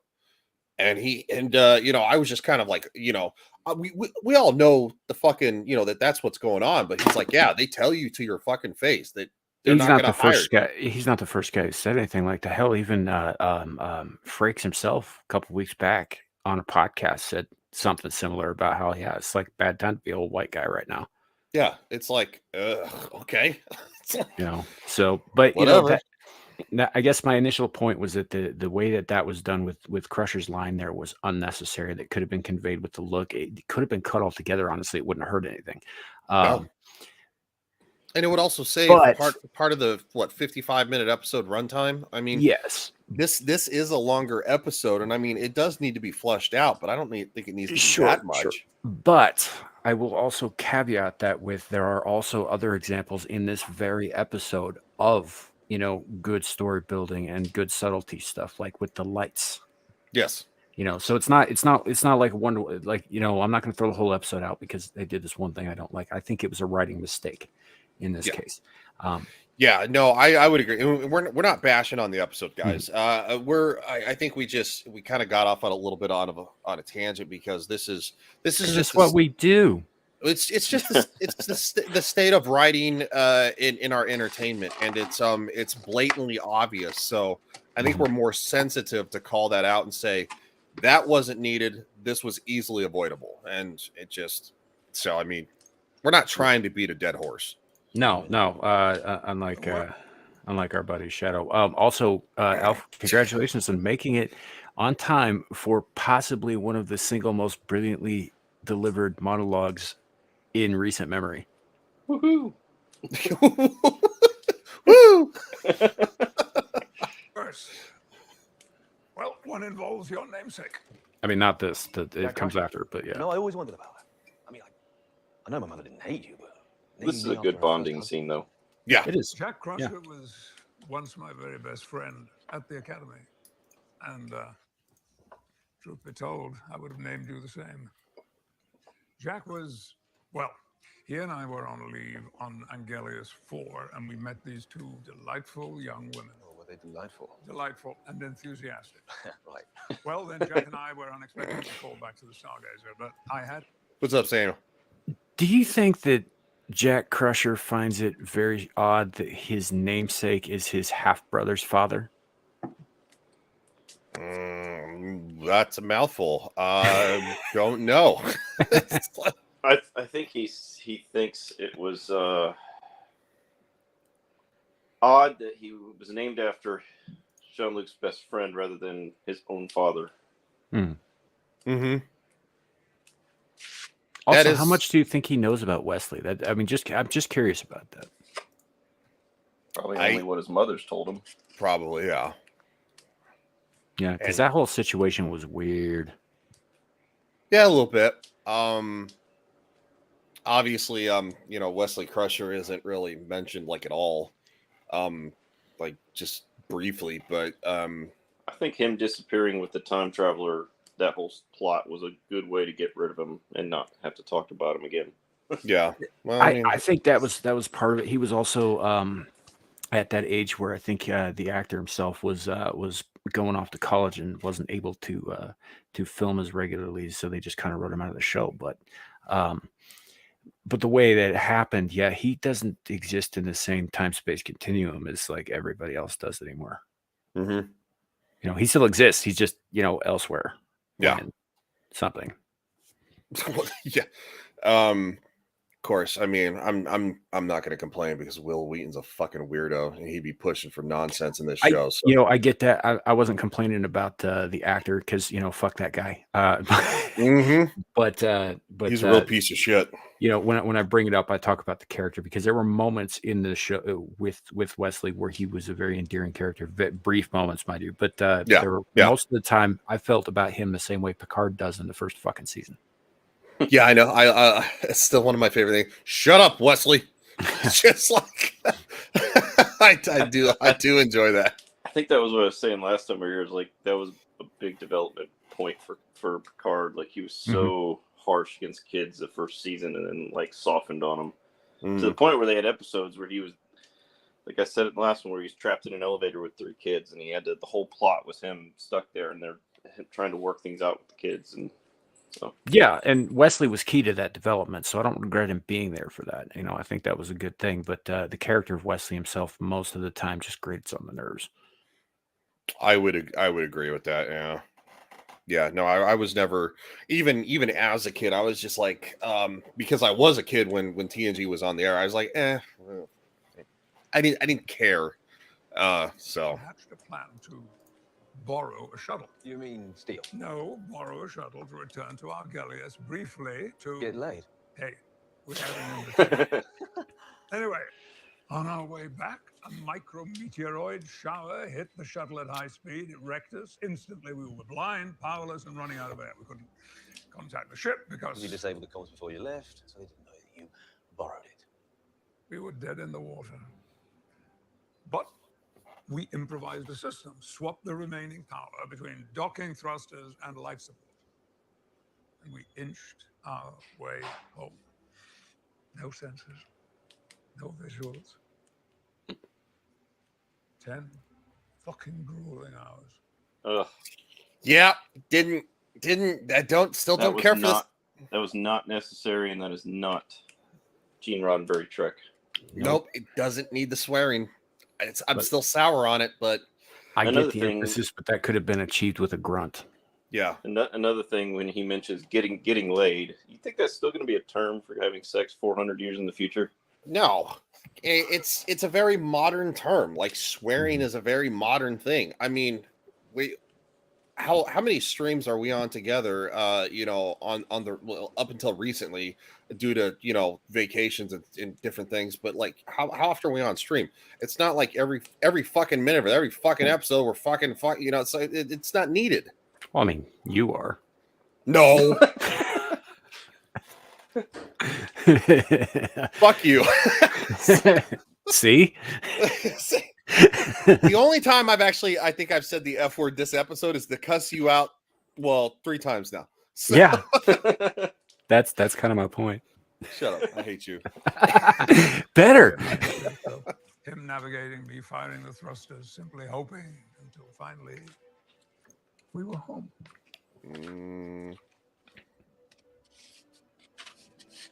Did your mother already tell you the story? Actually, What a harrowing tale of survival. Here we go. Yes. I'm sorry, I didn't mean to interrupt family time. Maybe a little out of sorts. Your mother's. This is very imperative because there's still some bugs to work out. I don't know if you said you saw DS9, Ryan, but this reminds me of the first time Cisco meets Picard face to face. Yes. I have not seen DS9. I think I've probably seen like maybe slight episodes here and there scattered, but I do not know the story. It happens in the very first 2-part episode, I think. It's well, he meets Picard twice. He meets him in the beginning of the pilot, and at the end of the second part of the pilot, he meets him face to face after he So when he meets him initially, he doesn't like meet him face to face, but he does meet Locutus the same way that all of the ships that were destroyed at 359 did. When he sees him again, this is after he's been unassimilated, I guess is the best word, from the Borg, and he's Picard himself again. And he is because Sisko's not captain, he's a commander, and he's being handed his marching orders by Picard, by the man responsible for all of the deaths at Wolf 359. So yes, there is a lot of tension between Sisko and Picard in that scene. Yeah, and obviously, I think I've heard you guys talk about this before. About I think when they first met each other, Shaw and Picard, and in the first episode, talking about how the reasons why that he's such an ass to him. Because you guys were like alluding to like, oh, there's a reason, and because obviously I haven't seen DS9, so I don't know the full story behind that, but obviously we know that Picard has been assimilated by the Borg before. Yeah. And well, that's like, you remember the 2-part episode from TNG, The Best of Both Worlds? Yes. Okay, that's the Battle of Wolf 359. Okay. Sisko was at that battle. Shaw was at that battle. Yeah, it's where all the Federation ships got destroyed before the Enterprise could get there. Yeah, and cosmically speaking, it's a stone's throw from Earth. Yeah, I should probably, I might go back and rewatch that episode before next week. Yeah, Those two episodes. Yeah, it's so important to Star Trek canon that in Star Trek Online, if you go to the Wolf 359 system, the only thing that is there is a graveyard of ships and a memoriam to that battle. Really? Yeah. Interesting. And you've been diving back into Star Trek Online, correct? Yeah, I've been going through all the story shit that I missed, and some of I got into the Discovery stuff because I'm like, I don't like not completing things, And Yeah. the very first Discovery mission, I suggested not to do those missions. You did. You told me not to, and I ignored you like a dumbass. And the very first mission, 5 minutes in, I've got 2 non-white lesbians crying in a hallway about how important and competent they are when they are in fact not. Lesbians. Why are they always lesbians? Oh my God! Did they have the side shave cut? One of them does. Yes. And it gets better too, because I think one of them's Pakistani and the other's Indian. And if they're going to include modern day politics in stuff, they really ought to do their homework, because Pakistanis and Indians don't get along. No, they don't. Idiots. Also, most Pakistanis are Muslims. Being gay is right out. Just saying. It's kind of one of those things that you get thrown off a roof for. Yeah, literally. Like nothing about that makes any sense. And why are they crying and telling each other they're good at their jobs? If you're in Starfleet, you should already be the best of the motherfucking best. Why in the fuck are you? Jesus Christ. Why are you even there if you're just going to be like, oh, am I good enough at my job? Fuck, it was dumb. Anyway, but there's some cool ship stuff. I want to get back to this point about Shaw. So another thing is good about this is they waited till episode 4 to reveal why he doesn't like Picard. They kind of let you stew on it for 4 episodes, because they introduced that he doesn't like him in the first episode. Don't actually tell you why until 4 episodes in. Was Picard something that dropped all at once, or was it something that was weekly? This was weekly. Okay, so they literally let you stew on it for a month. Yeah, the season 3 was weekly. I think all of it was weekly. They were all weekly. Okay, yeah, I thought they were all weekly. Because as I said, we know a couple of YouTubers who got like the full run and got to preview it. But that was like through a leak. People on the inside kind of sent them the stuff, but yeah, so that's why I was asking. It's not the binge model, so yeah. Sorry about my rant. Thank you, for bringing me back to reality. I thought it was fucking funny. Like I ignored you like a dumbass. Yeah, the only thing that I have to say further about this scene before we go on with it is that Todd Stashwick deserves all the goddamn awards. This is a brilliant fucking delivery.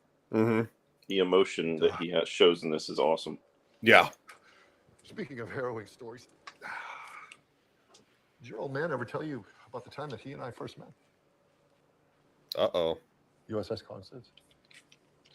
Stardate 4400 2.3. Now, come on. You must have heard about the Battle of Wolf 359. 40 Federation starships up against one Borg cube. Yeah, it's just an engineering. Just a grease monkey. And the next second, it's like space itself was burning. 50 of us made it down to the life deck. But there's just one life pod. 10 seats. The thing is, we were all friends. They were all my Jack Crusher. We didn't fight over who should live and who should die. No, we waited for orders. And then finally, some lieutenant comes down and she just starts. You. She's pointing at me. Why me? I'm just some dipshit from Chicago. And now I'm lucky number 10.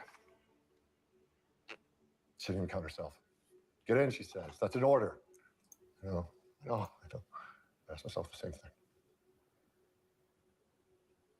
Did we make a mistake? I'm sorry. 11,000 dead.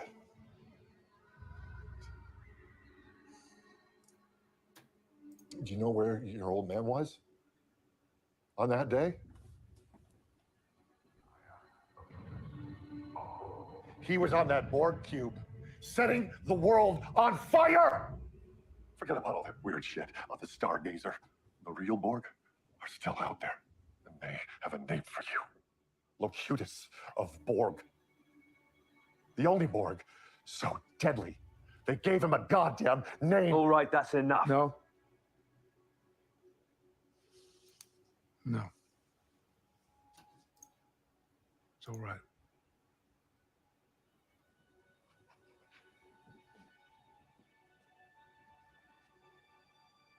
I understand. Computer, Arch. Yeah, I gotta say this shows the contrast between Star Wars and Star Trek. Because if this had been Mandalorian, in that one scene we would have heard "This is the way" at least 5 times. Yeah, and there would have been a goddamn joke in there. That was a heavy scene. That was a really heavy scene. You could feel it. I mean, and they added the sound effects of just perfectly. You know when Shaw's talking about 11,000 dead, you hear the slight fade of screams, and when he says the Borg so deadly they gave him a goddamn name. You hear Picard say it just with an echo. It's very heavy-handed. Mm-hmm. And that's one reason that I like Star Trek so much, is because it is heavy-handed. Star Wars is a lot lighter than Star Trek is. Star Wars isn't science fiction, it's science fantasy. Yeah, and Star Trek has actual stakes. That's why I like it. Well, and kind of piggybacking off of there, when Shaw is expressing this story, like, you can feel him remembering what it was like, because he's never forgotten. I mean, this is, people talk about, like, their trauma and all that shit these days. A lot of young kids who have no fucking idea what that means beyond the stub toe. But you can see that this has haunted him and followed him for years. Mm-hmm. And it makes sense for his how protective he is of his crew. Absolutely. Yeah. I mean, I think I could probably speak easily for I wouldn't say most, but I would say a solid amount of veterans. I think everybody probably remember, any police officer or veteran who is a soldier in any type of a combat style role of any kind. You remember the first time you pointed a weapon at somebody and were willing to get, to pull the trigger, or you remember the first time you saw a dead body, somebody who, these are surreal moments. When he's talking about 11,000 dead, you're never, ever, ever going to forget that. Yeah. And that's not something that's probably ever going to move on, that you're ever going to get over. There's always going to be like a hole there You might learn to live with the hole, but yeah, I mean, if you come face to face with the guy who did it, you're gonna hate him. Well, he said 43 starships, 43 Federation starships against what, single board cube. Yeah. To the best of my knowledge, only the Enterprise is talked about as having survived that. Uh-huh. And the Enterprise itself had a complement of I think 1,200 at the time. The Enterprise D had a complement of 1,000 and some change, but that doesn't include passengers. Mm-hmm. Yeah, so like family members and civilians that were on board, that they aren't included in that number. That's just solidly crew. Isn't the D? Didn't they say in an episode they have roughly with every life on board about 1,500, something like that. I think it fluctuates, but yeah. And even the Nebula class and the Enterprise C, they still had 500 to 700 people apiece. Yes, and obviously, yeah. I mean, talking about a lot of fucking people. It's a city of it's a small fucking town of people in a fucking ship, and you're talking over 40 or more, like 11,000 fucking people just dead in an instant. Mm-hmm.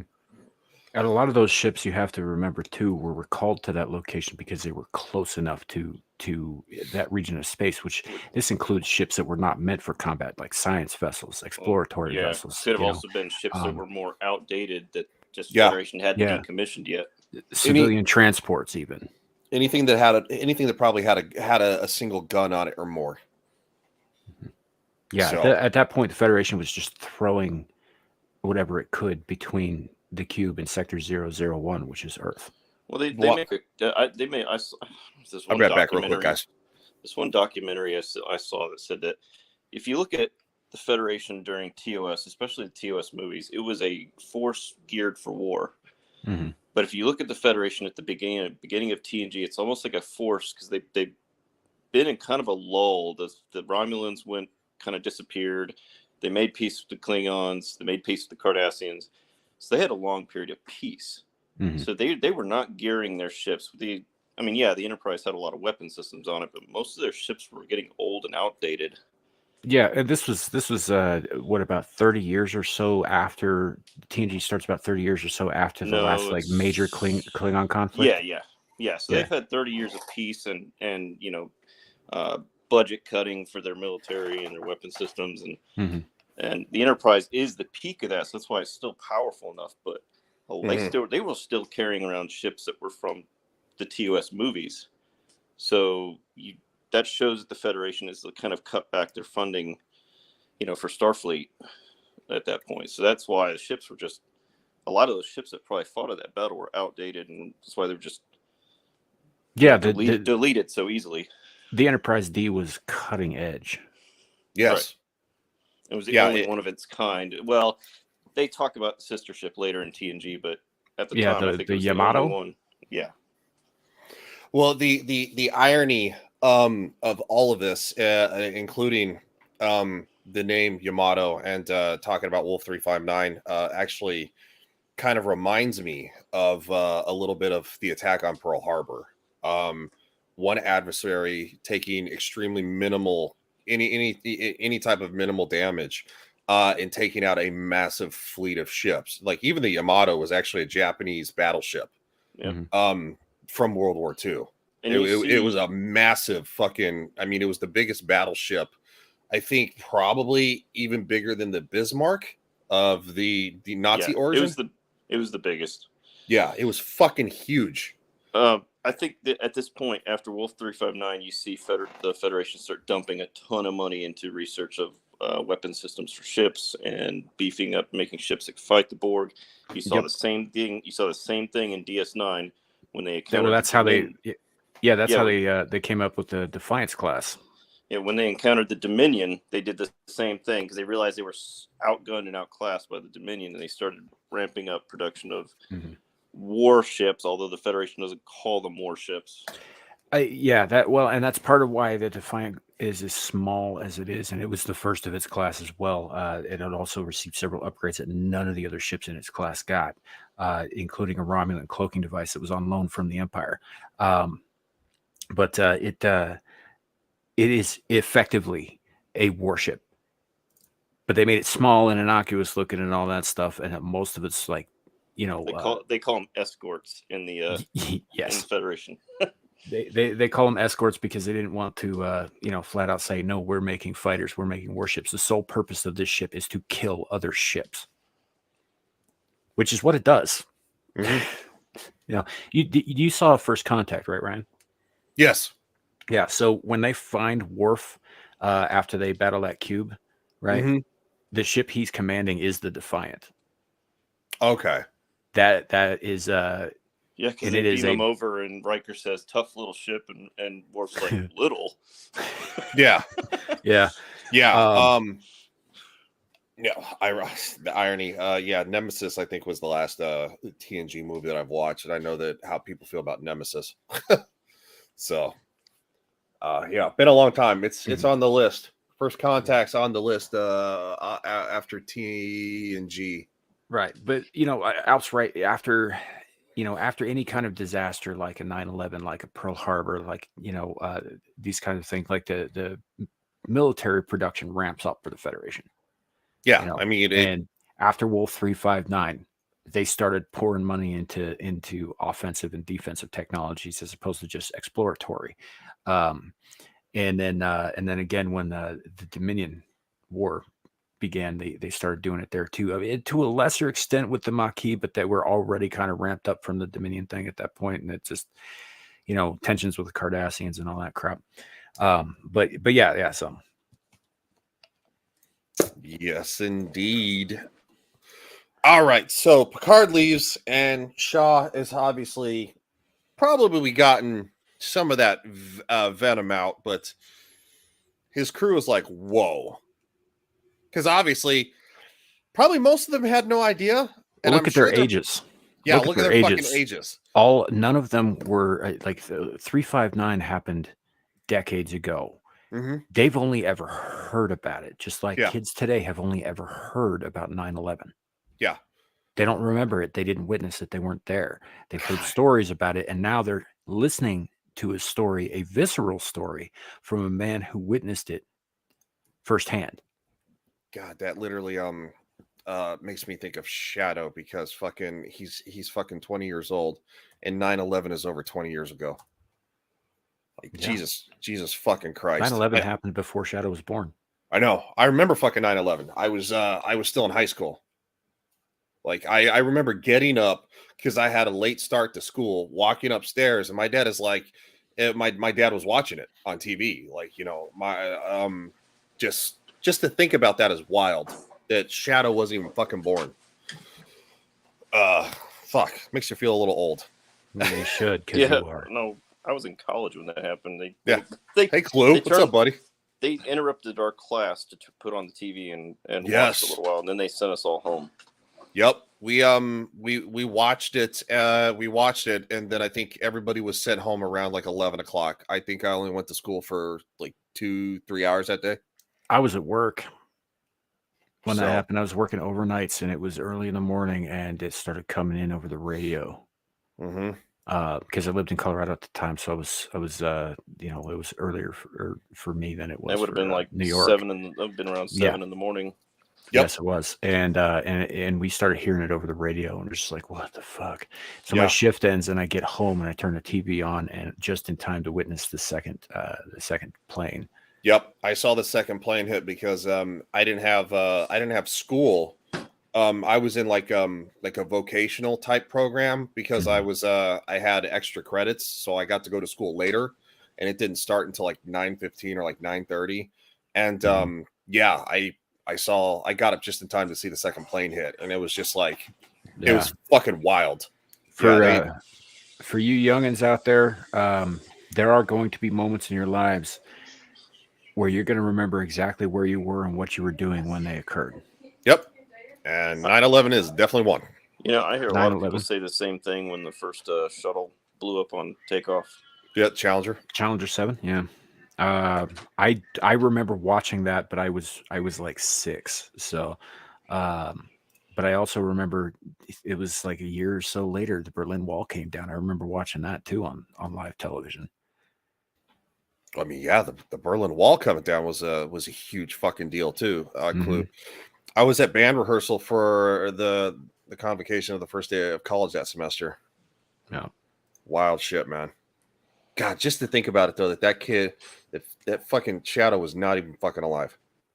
So he has literally no fucking context. And that's literally what Shaw is dealing with his crew right there, because they're like, holy fuck. Yeah, Wolf 359 for them was just something they learned in school. Yeah. I do like how he says, forgive me. Give me. At some point, asshole became a substitute for John. I like the line. I just don't know if like they could have used a different word than asshole. Yeah, I would agree. Yeah. People said, turn on the news. New York City is being bombed. Yep. Okay, so moving forward here, we are following Picard and Jack again. Admiral, what happened back there? You don't need to explain yourself to me. Thank you for your time, Jack. It meant a lot to me. That's a brush off. Yeah, I didn't like that either. There's a pattern. It's building and building, and it's going to crescendo. What are you talking about? This Sounds like an orgasm. Going in matter and expelling energy, which means somewhere Space in the center jizz. is reconstituting the matter. Please, you know what? Just for the record, since I'm watching the Will and Tiva show, like I'm a little sensitive about jizz since the worm jizz is fucking coming up. Like, like, well, at least that's fantasy jizz. This is space jizz. There are different jizzes. Why is there got to be any kind of jizz in fantasy? It doesn't need I don't to know be what jizz. kind of fantasies you have, buddy, but I don't need jizz in my television shows. Okay. what was that Alf said last week? Woo, woo, yeah. Zooms into energy. Energy is mathematical, logarithmic, but the increasing intensity and narrowing frequency of the waves implies something else. Yeah, found the juice bar. Big space jizz. All right, that was my fault. I did it. Contractions. Contractions? You mean like a birth? Of what? I don't know. But if it's anything like these smaller waves, once it hits for us, it will be over quickly. And you'll need a cigarette after. I mean, maybe a sandwich and a glass of water. Woo!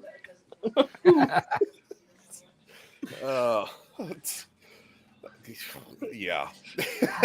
Sorry. No, you're good, man. Like I didn't think of it that way, but it's super funny now that I do. Well, just the way she's describing the language she's using to describe it. Yes, you could apply that to a birth type of scenario. Yeah. But it really says orgasm. I think they were trying to get away from that, but I don't think it necessarily worked for pervs like us. You seen the lights? If we knew when those waves were coming, maybe we could plug into them. Get a little extra juice, and then we could hitch a juice ride out of Coming. God damn it! Now I think they're doing it on purpose. I know, because that's all I can hear now. Is just like, oh, Yeah, okay, so we're just gonna euphemism all the way through this. Get a little extra juice when it's coming. Like, God damn it! This cannot work. The waves rolling right over the ship. We need to somehow sustain contact. Yes, we need to move with the waves. we divert all power to thrusters. And if we fly fast enough, the waves won't roll over us. You need to ride. You need to ride that wave. Ride that wave, baby. You gotta make sure the thrust is right. You gotta make sure the thrust is right so you can ride that wave. You can't force it. You just got to go with it. Don't fight it. Just let it happen. Find your rhythm. I'm going home. I'm done. They need some Space Barry White up in this bitch. That's all I'm Oh saying. God! Now I really think they did it on purpose. I would actually say they did it on purpose for people who are more intelligent, but we know their audience. Most of the audience is not. So Woo. Master speed with the wave. Use the energy drawn from it, and Bob's your uncle, Fanny's your aunt. We hightail it out of the nebula, away from the gravity well, away from that ship out there, and away from our new friends, the space. So after it's over, you just wait. You just leave. Away from the space babies. He said space babies. He does say space babies. And now she's talking about amniotic fluid. I swear to God. Swimming in its amniotic fluid. Now, we've encountered species before, life forms that thrive. This is true. This happens several times throughout Star Trek. It does. Spaceborne organisms or I cosmozoans. want to say that was in the first season. The First Snidarian, season of TNG. The episode. They look like this space pilot. squids. Yeah, it was Yes, that was the pilot, the mission at Farpoint. was They Farpoint, were yeah. later named Snidarians, I think, but they're spaceborne entities. There's also Tin Man is a spaceborne Yep, entity. that was another one. There might have been one in TOS. I'm gonna have to go back and watch that. Well, I mean, hey. But yeah, they're I'll go generally for it. referred to as like cosmozoans as opposed to protozoans, which are microscopic, because these tend to be massive beings that don't require an atmosphere or a ship. On point. Exactly. This is insane. To get up to speed, we need to fire thrusters, which will drain life support in minutes. But it's possible that we could absorb some of that energy. Use it. What about the asteroid field that's out there? We barely have enough sensors to make it through that. If one of those hits us, we've lost the wave. Navigate manually. Use the docking thrusters to steer around them, like you did. I know that story too, kid. This is not a two-man shuttle. The amount of thought and orchestration that this would take, Starfleet protocol states that we stay in place and wait to be rescued. No one is coming to rescue us, Will. The power array will explode. We wait and we die here of suffocation. I about to say I'd rather fight for It's a chance. It's than kind sit- of a wait to we're gonna- die. It's kind of a we're gonna die either way. So let's just give it Yeah. a try. Yeah. It's like, well, you can whip your fucking dick out and fucking see what happens, or you can sit here with your thumb in your ass. I kind of get where Riker's coming from in this, because he is now desperate to preserve the lives of the crew on this on the ship, and and if he can't preserve it, then to extend it as long as possible. And this way, they might survive, but if they don't, it will be very brief. Yeah. Yeah. I mean, I do see the dilemma, but I would probably be one to want to risk it too, because if there's a chance to save everybody instead of wait to most likely die, I would rather not. Sure, but Riker's not there yet. No, he's not there yet, because he's still holding on to the grief of, obviously, the death of his son. He is afraid of death. Yeah. I mean, which, that's a very human thing. Human beings are afraid of death. I mean, I don't care what anybody says. Everybody's afraid of death. Well, he gave a clue earlier in that speech to Picard where he said that he's seen nothing to indicate that anything comes after. Yep. Like, of course he's afraid. Mm-hmm. I think that was an erroneous statement on his part. I think that Riker has, in fact, seen things that might indicate that something comes after in his career, but he didn't interpret them that way, obviously. No, and he's still kind of stuck in a state of hopelessness. At least we will have left something behind. It's a wonderful idea, Jean-Luc, but in a moment, 100 things could go wrong. I cannot choose certain death. Deanna would say it's about trust. Look where we are, here, all of us, in this moment. So let's do what we spent our entire lives learning to be great at. She makes a good point here. I get what she's trying to do, but if I were in Riker's position, in his shoes, I would look at her and be like, where the fuck have you been for 20 years, and how dare you use my wife's name against me?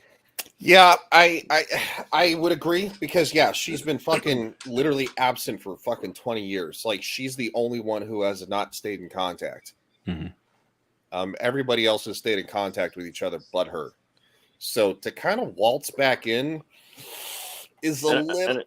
I know her excuse for not contacting was because of the Jean-Luc's son, but she still could have stayed in contact without mentioning the son. Yeah, and she could have done that, and she could have just not been in contact with Picard too. But she cut everybody out. Yeah, she cut everybody out because she knew that if I mean, I'll give her credit for this. I mean, if anybody found out, obviously they would say something to Jean-Luc, but it's like, you don't get to waltz back in, and it's an arrogant statement given the state of how you left things, and that was your fucking choice. And I think she needs a little bit of backlash for that, in my opinion. I think she should have got a little bit of a tune-up, but anyway, he just We've been here walks. before, Will. He was nicer than I would have been. He just walked away. If this is the end, let's face it together, doing what we know we do best. See, this makes more sense when Picard starts saying the same thing Beverly said 2 fucking seconds ago. Mm-hmm. Right, the exact same thing. It means something to Will because Picard's been in Will's life. Picard has been a part of everything. He's been there. So when he says it, it carries different weight, and I think that's part of why he's able to walk away from Beverly because again, she walked away. Mm-hmm. I think that's what they were symbolizing is that she walked away from all of them, so he walks away from her. Yeah, but at the same time, it basically boils down to, hey, we've got some nostalgia on our side. Let's give it a go. And he fucking changes his mind over that. Yeah, because they've been through fucking hell and high water for fucking what? Picard takes place how long after TNG? 30 years? 30 years? Yeah, give or take, yeah. So yeah, they got a lot of rapport there over the years. The nacelle covers are designed to prevent the plasma conduits from absorbing too much radiation. So if we could manually open them, we might be able to channel the energy from the wave right down to the warp core. Now that could work. All right, everybody? Let's do it. Get the hell out of here. That I'm okay with. Let's get the hell out of here. The music swelling there is just right. They again got to give props to the music guy. Yeah, that guy's fucking awesome. But when he turns around and he starts saying, "Okay, so if we're gonna do your plan, we're gonna do it, but this is how it's possible to do it, and we're gonna have to do it that way." That seems more like the Riker of old. He seems like he's coming out of a shell a little bit. Well, I mean, and he also knows the Titan as well. Mm-hmm. Jean-Luc doesn't know the Titan. This is the first time he's been on it, correct? I believe so. Yes. Yeah. First time they've at least referenced it. Yeah. So he's never been on this ship. Obviously Shaw. Well, Riker was formerly the captain of it. Shaw's the captain now. Now Riker's acting captain. The flip flop, which is, I mean, perfectly fine with me. I'm actually glad they did it that way. If you want my honest opinion. So I mean, it would have been weird. They would have turned it over to anybody else but Riker, who'd been the previous captain. But yeah, that wouldn't make any sense at all. No, but I mean, if it was like Discovery or something, right, it would have turned it over to the girl boss. I would say, however, though, that Shaw probably knows the ship better because of his engineering background. Oh, absolutely. I mean that's without question, which you see coming into play here because Shaw obviously helps in the process. Well, it's also that when they refit the Titan, because I don't know if you've seen pictures of the original Titan, it looks completely different. So it wasn't just a simple. It wasn't a simple refit. It was they completely changed. No, I have not seen the original Titan. The shape of the cells, which way they point, and the size, the shape of the saucer. It's all like completely different. But they did it for nostalgia's sake. They wanted to make it look like a Constellation or a Constitution class. Mm-hmm. A newer looking Constitution class. So okay, yeah, no, I have not seen the original. I've only seen this. So Riker probably wouldn't be as familiar. Shaw would probably be more familiar because he's been the captain of the ship, the refit version. Mm-hmm. This is part of what we've been talking about. Holy darkness! It's like if we were to look, space is dark. I get it, but yeah, but it's like Jesus. They have lamps inside the ship, for Christ's sake. Turn them up a little bit. Yeah, I know, and it's like, good God, like if we were to leave it on the screen, because remember the one time we got fucking clipped while it was paused. Mm-hmm. If they were to clip us on that'd be fucking movie magic in my opinion. Because how in the fuck would you? Honestly, I would find that hilarious because I would too. I would laugh my ass off. Because see anything. It's like, it's like we can't see anything. I don't know how they can see anything. The fucking bots, they're like, we got you. It's like, I don't know. Anyway, but yeah, it's super dark. We get space is dark, but Jesus. Still a pretty ship. I do like it, but all right. So the ship is starting to they're starting to kind of power it up and everything. Crew of the USS Titan. I like that too. The old school yeoman's whistle. Yeah, that was the whistle. They even used that in the the TOS movies. Yeah, I did like that when Riker. We would plan to escape, but to do so, we'll need to draw every ounce of power that we have left on this ship. We're going to use these energy waves to jumpstart us. I'm not going to lie, it's a hell of a risk. Anything goes wrong, well, anything goes wrong, we'll all know pretty quick.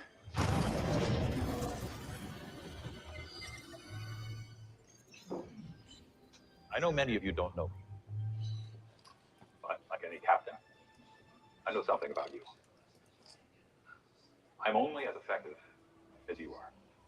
And I also know from experience that if we all hang tight and work together, we're going to get through this.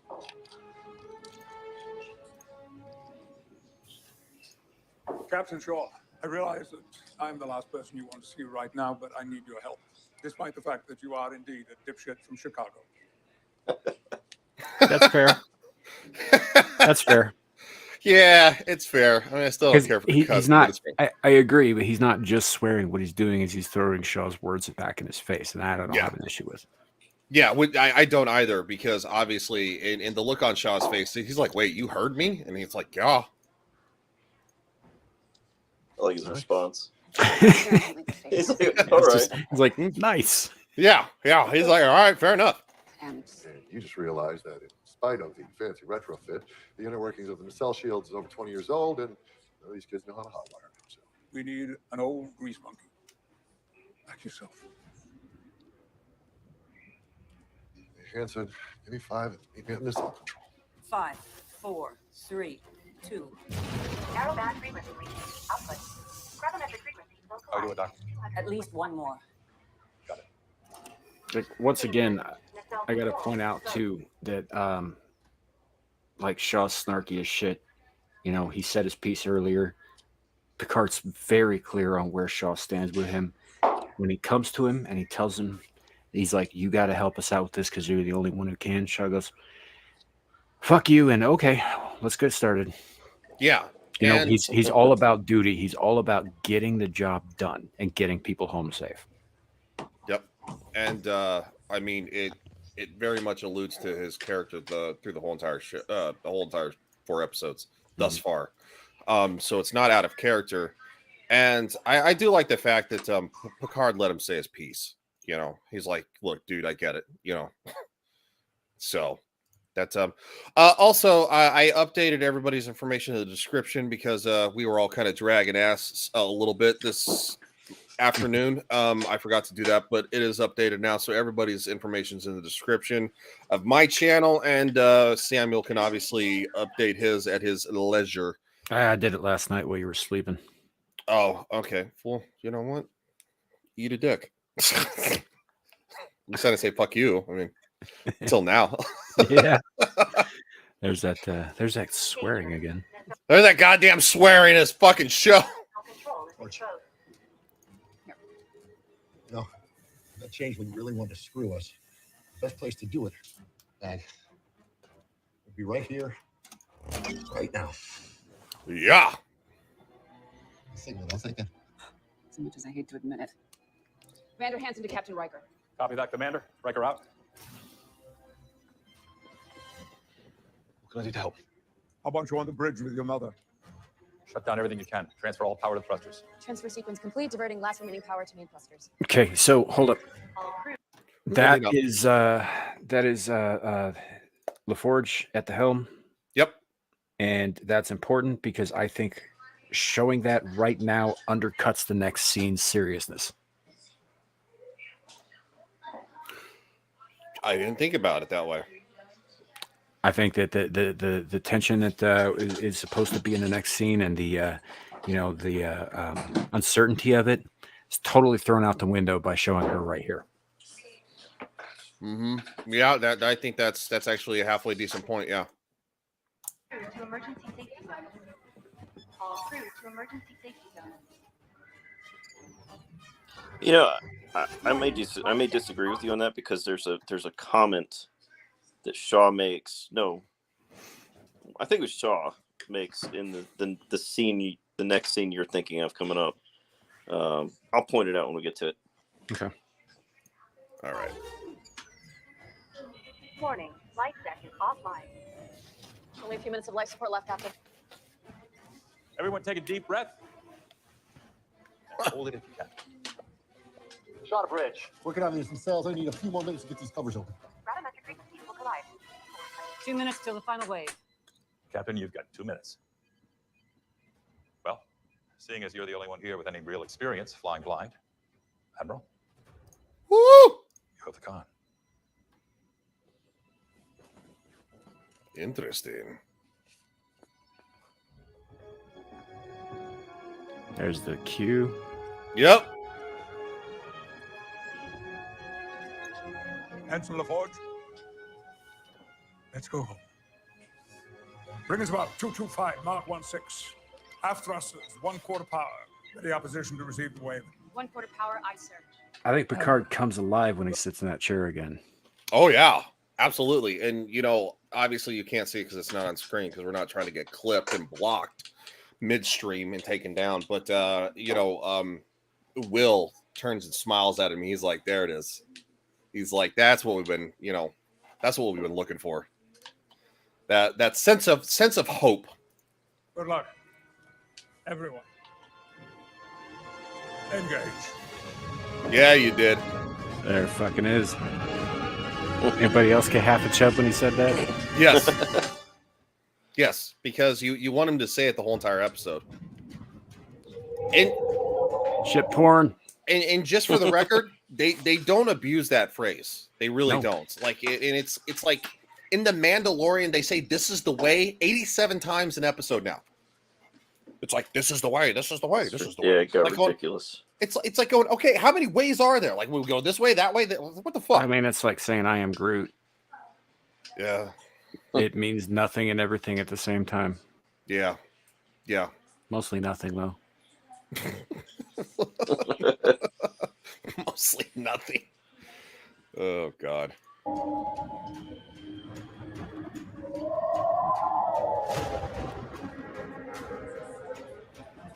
You ready to ride that wave? 76%. Siphon power from the console red. Good work, sir. We're up to 81%. Keep transferring the thrusters. We must be at full power to catch this wave.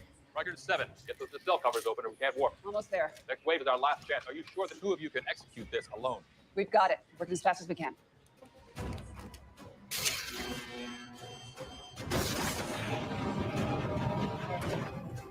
The All cell right. door is open.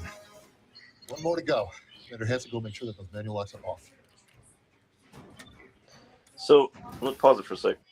So at this part, I think they said earlier, and I missed her comment, but she said, "Wouldn't be this at this point be the point that they would be wanting to sabotage us the most?" Mm-hmm. So they're setting up. That's why he told her to leave. Right. I They're get expecting that. someone to show up, but he says something after the said someone shows up. Yeah. That I'll point out when we get to it. I know what you're talking about. I'll just say this before we get to it. It didn't severely bother me, but it did bother me in a sense because obviously we saw one character one place, and then of course it is a little bit later. Characters another place, and I do think it undercuts it a little bit if you're not necessarily paying close attention. I just think the scene would work better if it wasn't somebody that we obviously, as the audience, already knew was somewhere else. Yes, yeah, and I do think that it makes it a little less. But it also doesn't take long to get around on these ships. So no, she could have easily gotten in a one of the tubes and made it down there. Could pretty quickly. have, if she wasn't busy piloting the ship through an asteroid field. But they're also kind of expecting this to happen. They're expecting they're expecting an ambush of some kind. But I see where you're getting at with that, Alpha. I just think it would have worked better with somebody that they were both familiar with who wasn't necessarily right there, because like Jack, for example, right? Mm-hmm. all we've seen of Jack was Picard saying, "I want you on the bridge with your mother," and he goes on the bridge, and he's just kind of background there. He's not really like focused in the shot at all. He could have been him slipping away, or something like that. But for LaForge, who's integral to the maneuver that they're trying to pull off right now, I think for an audience, obviously for the characters, it doesn't really matter who it is that shows up, and it works just as well for True. it to be She is, LaForge. But she is the helm, so that Yeah. I see what you mean. It does undercut it. so It doesn't make but sense. just for the audience, from our perspective, it looks like this could have been a scene that was so much more tense. Like, what if it wasn't what it actually is, or like we don't know, but they just showed us that we do know that this is not who she says she is. I think they used her because of who her father is. I think that was why. It's just so I think maybe this scene could have been more tense than it was. Is all I'm getting at. I think they said, okay, obviously the changeling's going to have somewhat of a background of everybody on board, so but not knowing the true situation is going to assume maybe she knows some stuff because of her dad.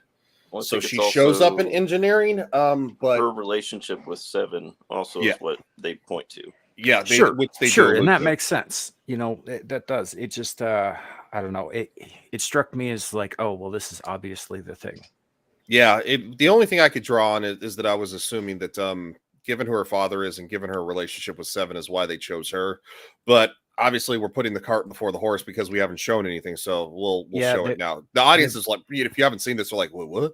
Yeah, they've also though made mention of the fact that yes, she is her father's daughter, but she is not the engineering prodigy that he was, and she went into a different field that she does have an affinity for, which is piloting. Yes, and crashing a little bit too. Sir, I heard you could use a hand. My father is Geordie LaForge, decorated Starfleet engineer, legend. I can help. Name drop. Okay, kid. Hand me that torch. Which, as we were just discussing, is given the basic knowledge the changeling would have. Yeah, Doesn't seem to know what she's looking for. Nope. She looks. Yep. One nacelle cover is open now. If only one nacelle is exposed, we'll be able to fly but not utilize warp. Am I correct? Yeah. Why? Yeah. Given who your father is, you would probably know that. You might not be a prodigy, but you would still somewhat know that. So asking that question is, Turn around. Bitch. Commander, I said turn around. It just had that connotation of like turn around. You expected them to say bitch. But in true Star Trek fashion, unlike our buddy Ryan here, Seven refrained from cursing. Exactly. Well, that's why I made that comment. It literally, that's why I said bitch, because it had that connotation, but they didn't do that. I think that is a perfect example of how. If it was Go ahead. Space Jesus from Discovery, she would have said that. Yeah, she would have probably 2 or 3 times and then burst into fucking tears. Do they really cry this much? Yes. You guys keep alluding to the tears. They do. It's fucking. That's so bad. I mean, it's almost like they could lubricate the ship with it or something. I think they talk more about their relationships and love and whatnot more than they do science and exploring. Is everybody like on their period on that show or something? Yeah, even the gay dudes. It's always that time of the month, huh? Their cycles have synced up 24/7. Yeah, it's God, it's disastrous. Awful. But I think right here, Seven implies the curse word. She does not say it, and I think that frankly, the writers could take a cue from this one scene about how that's done. Don't need to throw the F word into everything. Nope. And that's exactly why I said it, because that connotation is very clear of literally the way she says it. Like, I got you, you witch.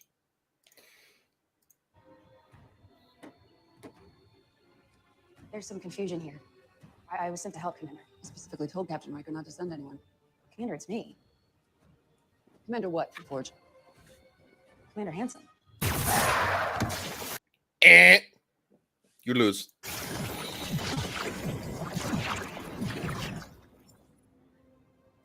So, what you know? Ensign LaForge always calls me Commander 7. Out of respect.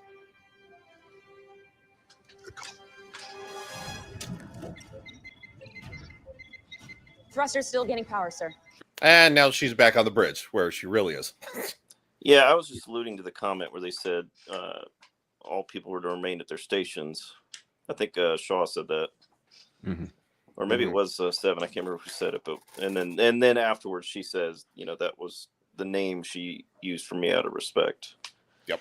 Yeah, and I think saying out of respect makes sense in the context of Seven and Shaw's relationship, because they're obviously, they're working together, but they're not friends. And, Shaw has consistently refused to acknowledge her by the name she prefers to go by, kind of thing. But I don't know that line was 100% necessary. She could have just said she always refers to me as Commander Seven, which Shaw would know, given that they're both bridge officers. Yeah.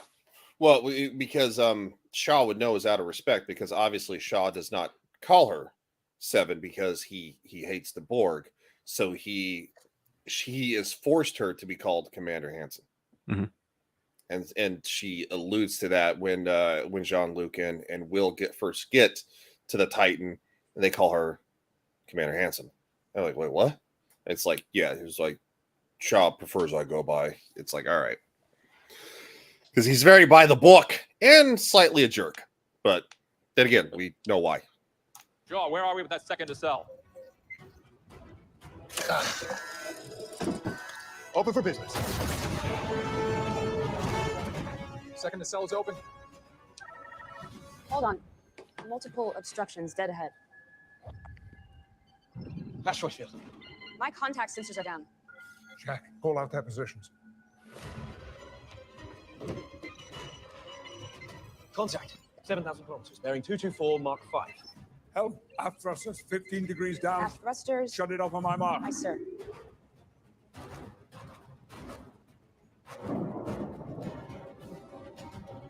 And now.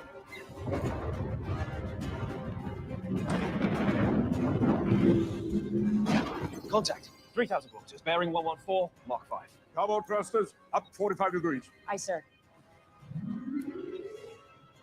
Hold on. 4 more seconds. Trust me. It's almost there. Shut it off. I like how he listens. Yeah. I do like how out of respect he listens. Because his kid's not stupid. I think it was more of a gut instinct than it was respect. He barely knows the kid. Yeah, I know. I mean, but at the same time, though, I mean, he does realize the kid's not stupid. He's survived this long in a very dangerous occupation that him and his mother have engaged in for the last 20 fucking years. Sure. So that's how I took it. But obviously, everybody's going to read it a different way, and that's why we fucking do these panels.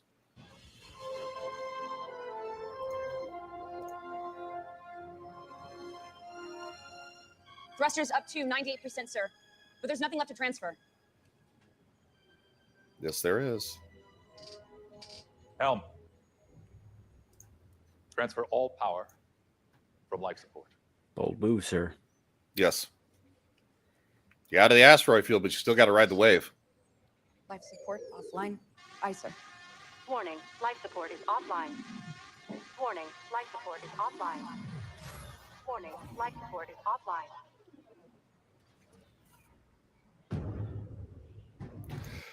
I did have a slight issue with that because I don't think the whole entire crew would be notified of that. It would be a bridge thing because they're not going to want to fucking promote panic throughout the whole entire ship. And couldn't they have just maintained life support on the bridge in key areas? Yeah, probably. I mean, keeping life support on the bridge alone can't be a lot of energy. You wouldn't think so, but I guess in the situation, my biggest issue is that they called it out. Literally, the warning went out through the whole entire ship. So you see crew members like, "Oh God, the life support's off." I mean, what all that's going to do is send a whole entire crew, lesser members of the crew into a fucking panic. I get that, and it does seem also like a bit of a waste of power for those klaxons to go off. But yeah, but that said, care for that. life support's already limping by And on minimal power anyway. So And they've already demonstrated in TNG that the captain can, when there's one time he set to self-destruct and he put it on silent mode so that there would be no audible countdown. Yeah, and they could probably do the same thing for this. Yeah, Right. and there shouldn't be a notification for everybody. It should be a bridge thing only because they're the one that initiated it per Well, they captain did. orders. Yeah, they did that same thing in Search for Spock too, when the Klingons took over the Enterprise. Yeah. You know, they turned off all the proximity alarms and all the announcements and all that stuff, so that the Klingons wouldn't know that they were all about to die. I just, in my opinion, I think it was an oversight that would have made the moment more powerful, because it would have been like nobody is the wiser. It would have been meant more if everybody on the bridge knew, but everybody was still kind of like, they could have almost like muffled everybody's voices and kind of shown everybody still carrying on a little bit as if they have no idea. And it's like, wow, these people might die and they have no idea at all. I agree to a point. This is probably a bit of a more of a holdover from Kurtzman Trek, yeah. So yeah, I think that was probably a shitty writer from a holdover. As you said, they're still morons, no matter who's at the helm. You know, it's like we talk about with Star Wars. You can get rid of Kathleen Kennedy. You still have fucking Pablo Hidalgo, who's a fucking asshole and a giant raging piece of garbage. You have you still have fucking Dave Filoni. So it's like, yeah, getting rid of the head doesn't necessarily mean that the snake's gonna die. Yeah. More like a Hydra. Yeah. Just turn it into a fucking 3-headed monster. Hail Hydra. Hail Hydra. Well, Beverly, it's all on you now. Counting down to climax. 2, 1. The detonation should be taking place now. Boom. Woo! Woo! Woo! Oh, that's a shot up the ass. My notes at this point become a mess. Do they? Yeah, this whole sequence is just fucking like a lot of shit's happening all at once. So yeah, We're in the waypoint. It's charging us. System's coming back online. Forge, cut it. Stay inside. fucking love this music. I think it works. I know it does. Pulse engines to match the cell's entropy. Surfing that wave, bitches. Yeah, I'm gonna kind of flash back and forth just so we can kind of see it. Coming back online Riding in 90 that O. seconds. Yeah. The nebula. It's changing.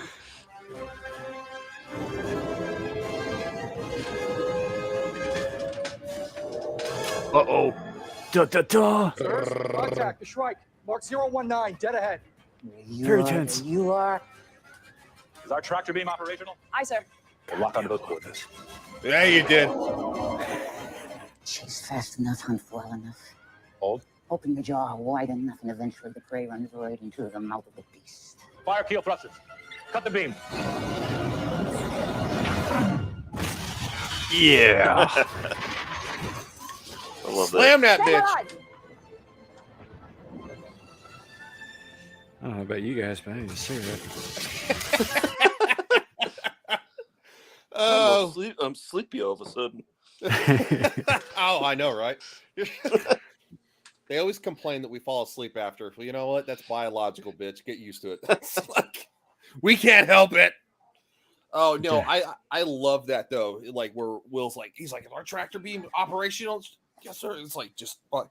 And then they literally say, did you just throw an asteroid at it? Yeah. Oh, and the awesome part, we got to see most of that.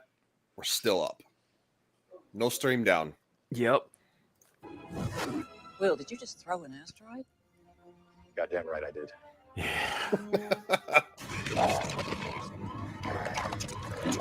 Okay, so the aliens are saying we're hemorrhaging power. The core is critical condition. We're close to meltdown. Because their engineer's probably like, yeah, because we just got hit in the face with a fucking asteroid. Yeah, you literally threw a planetoid at us. Like,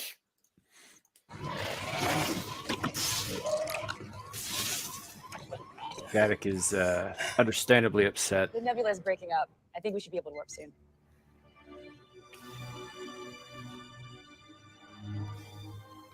I'm gonna just say it. Space babies. Yep, space babies.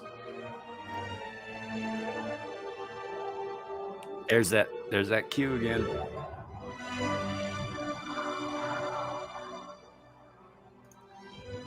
They even kind of look like the alien from the Farpoint episode. A little bit, yeah, a little bit. I think that's probably what the callback is to. Yeah. Yeah. I figured this was a huge callback. It was cool though to see the little space babies. I was cool with that.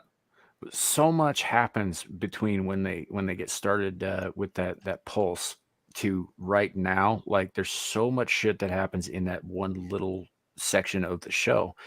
Thanks, Like I said, baby. my notes are a bit of a mess. So it goes from life support transfer to thrusters, and then all of a sudden I'm writing in all caps with like exclamation points like Titan surfs pulse wave, Shrike, very tense. You're like, right faster. Titan throws asteroid at Shrike. Space Well, babies. You also notice that as soon as the power hit the engines, all the systems lit back up. So the like life support came back. Yep. Because they came were back, flushed. the They were lights flushed with came up. power. Yeah. You know? Yeah. The lights came up to where they should have been the whole show. Yeah. So so I just I wrote a bunch of shit down in caps with exclamation points and ended it with space babies and to seek new life. Yeah. Because it was intense. It was a well done scene. There was a lot of information packed into just a few seconds. Yes, and it was. I think it was very well done, and a lot happens at once. We still technically have like another 4 minutes left, but they're just kind of everybody's in awe of the space babies because they are kind of cute, little jellyfish kind of things. Yeah, they'll be cute right up until they invade your universe and devour you with madness. Picard season 4. Get the hell out of here. Yeah. Picard season 4, actual Cthulhu. Yeah, well, I mean, ironically, there was a Picard season 4. Kurtzman would probably come back and fuck it up because he'd be like, "Oh wait, people like it? Like, what happened?" It's like you left, dude. That's what happened. Here, and some LaForge. Hi, Captain.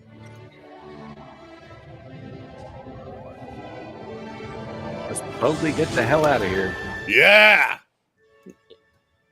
Make your wee hard a little bit. Oh man, I've been riding that wave since they started doing it. Your crew become a part of you, complete you. They lift you up to accomplish the things you never could do alone. It's what we mentioned at the top of the show about just wrapping back around. Yes, this is the huge payoff, and it all comes to fruition. I really like this touch to end on this note. Excuse me, Admiral. You went on and on about your crew, your life in Starfleet.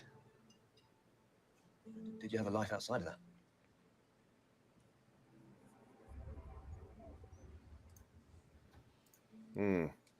About a real family? Young man, Starfleet has been the only family I have ever needed.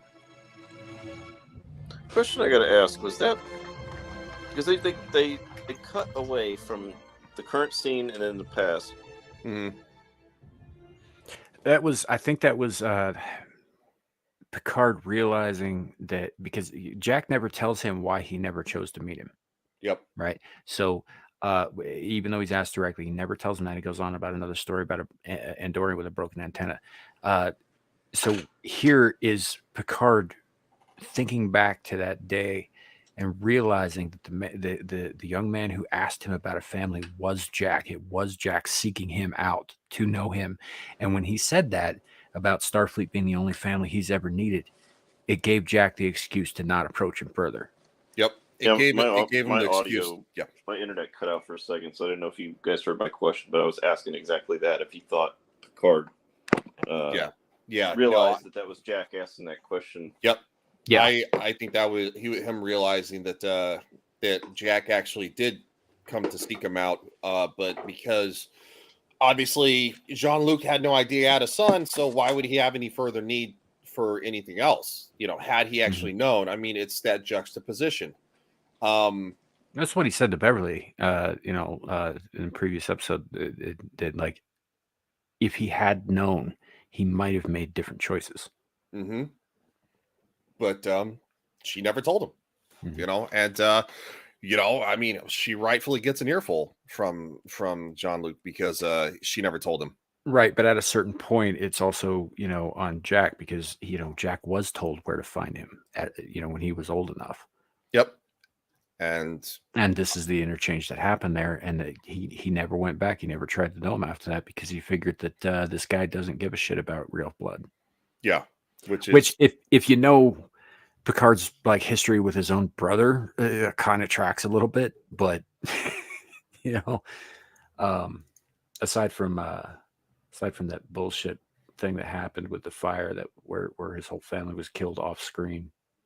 Mm-hmm. Yeah. But yeah. And Jack disappears.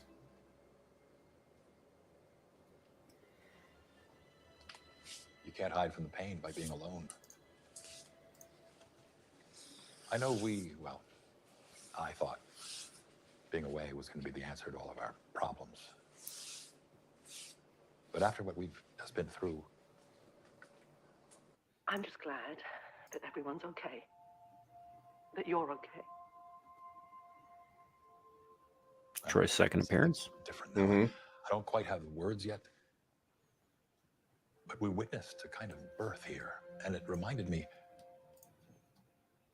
that there's a whole universe out there, and it can be beautiful. There is kind of a rebirth here as well, because Riker's character is far more robust and willing to take risks from this point forward. Mm-hmm. He did a bit of healing, which is sometimes it takes an old friend just pushing you. Mm-hmm. He's been such a recluse. He's ran away from everything that he couldn't run away from this situation, even though he wanted to. He just wanted to kind of put his head in a hole and kind of just let everybody wait it out. And I think he found that confidence young Riker had. Yes. With a sense of wisdom, because obviously, right. Riker, when he was younger, he was a little full of himself, but he was still a much lovable character. And he wasn't afraid to admit when he did wrong, because, obviously more than once he kind of screwed up, when I remember the episode when he got framed for murder, that whole entire thing, but anyway, that was a good episode too. Mm-hmm. You haven't said anything as lovely as that in a very long time. I know. That's on me. And I'm sorry. I'm going to fix it. With you. Are you and Jean-Luc in trouble? I don't know yet. Admiral's log, stardate 781H. Yeah!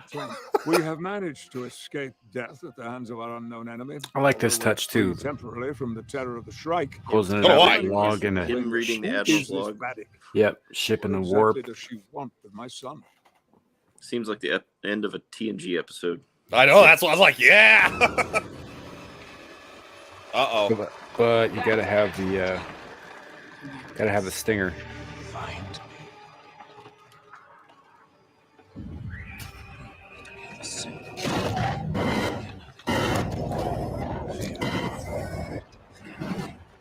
Jack. Mental breakdown. Behind the red door. Mm-hmm.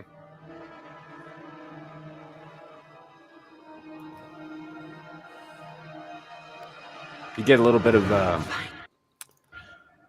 like Event Horizon vibes from that last. Yes. Mm-hmm. Yeah. Find me. All right. That was episode number 4. 3 hours later. 3 hours later.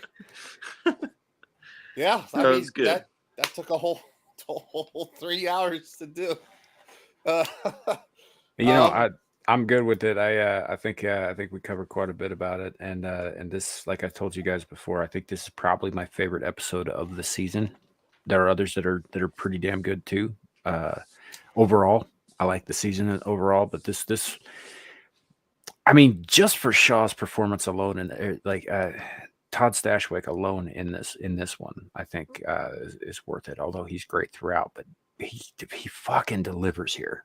And this episode is good in that it concludes an arc, because the first 4 episodes are an arc in and of itself, and it's a pretty good conclusion to the arc, because you get some slow episodes coming up soon that weren't really my favorite, but I think this was a good conclusion to the first 4 episodes. Yeah, and no Raffi. Yes. No, that's always a plus. Yeah. Yeah, I just don't care about her character. I'm going to stand by that. I said it 2 weeks ago, and I still believe it now. I'm just like, whatever. Yeah. We're all like, yeah. Yeah. Well, God bless the 2 of you who had to watch those first 2 fucking seasons. That's all.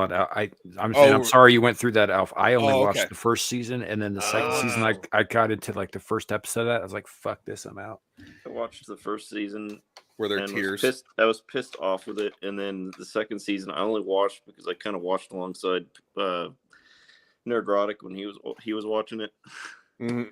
Just to see how, out of morbid curiosity, how bad it was going to be.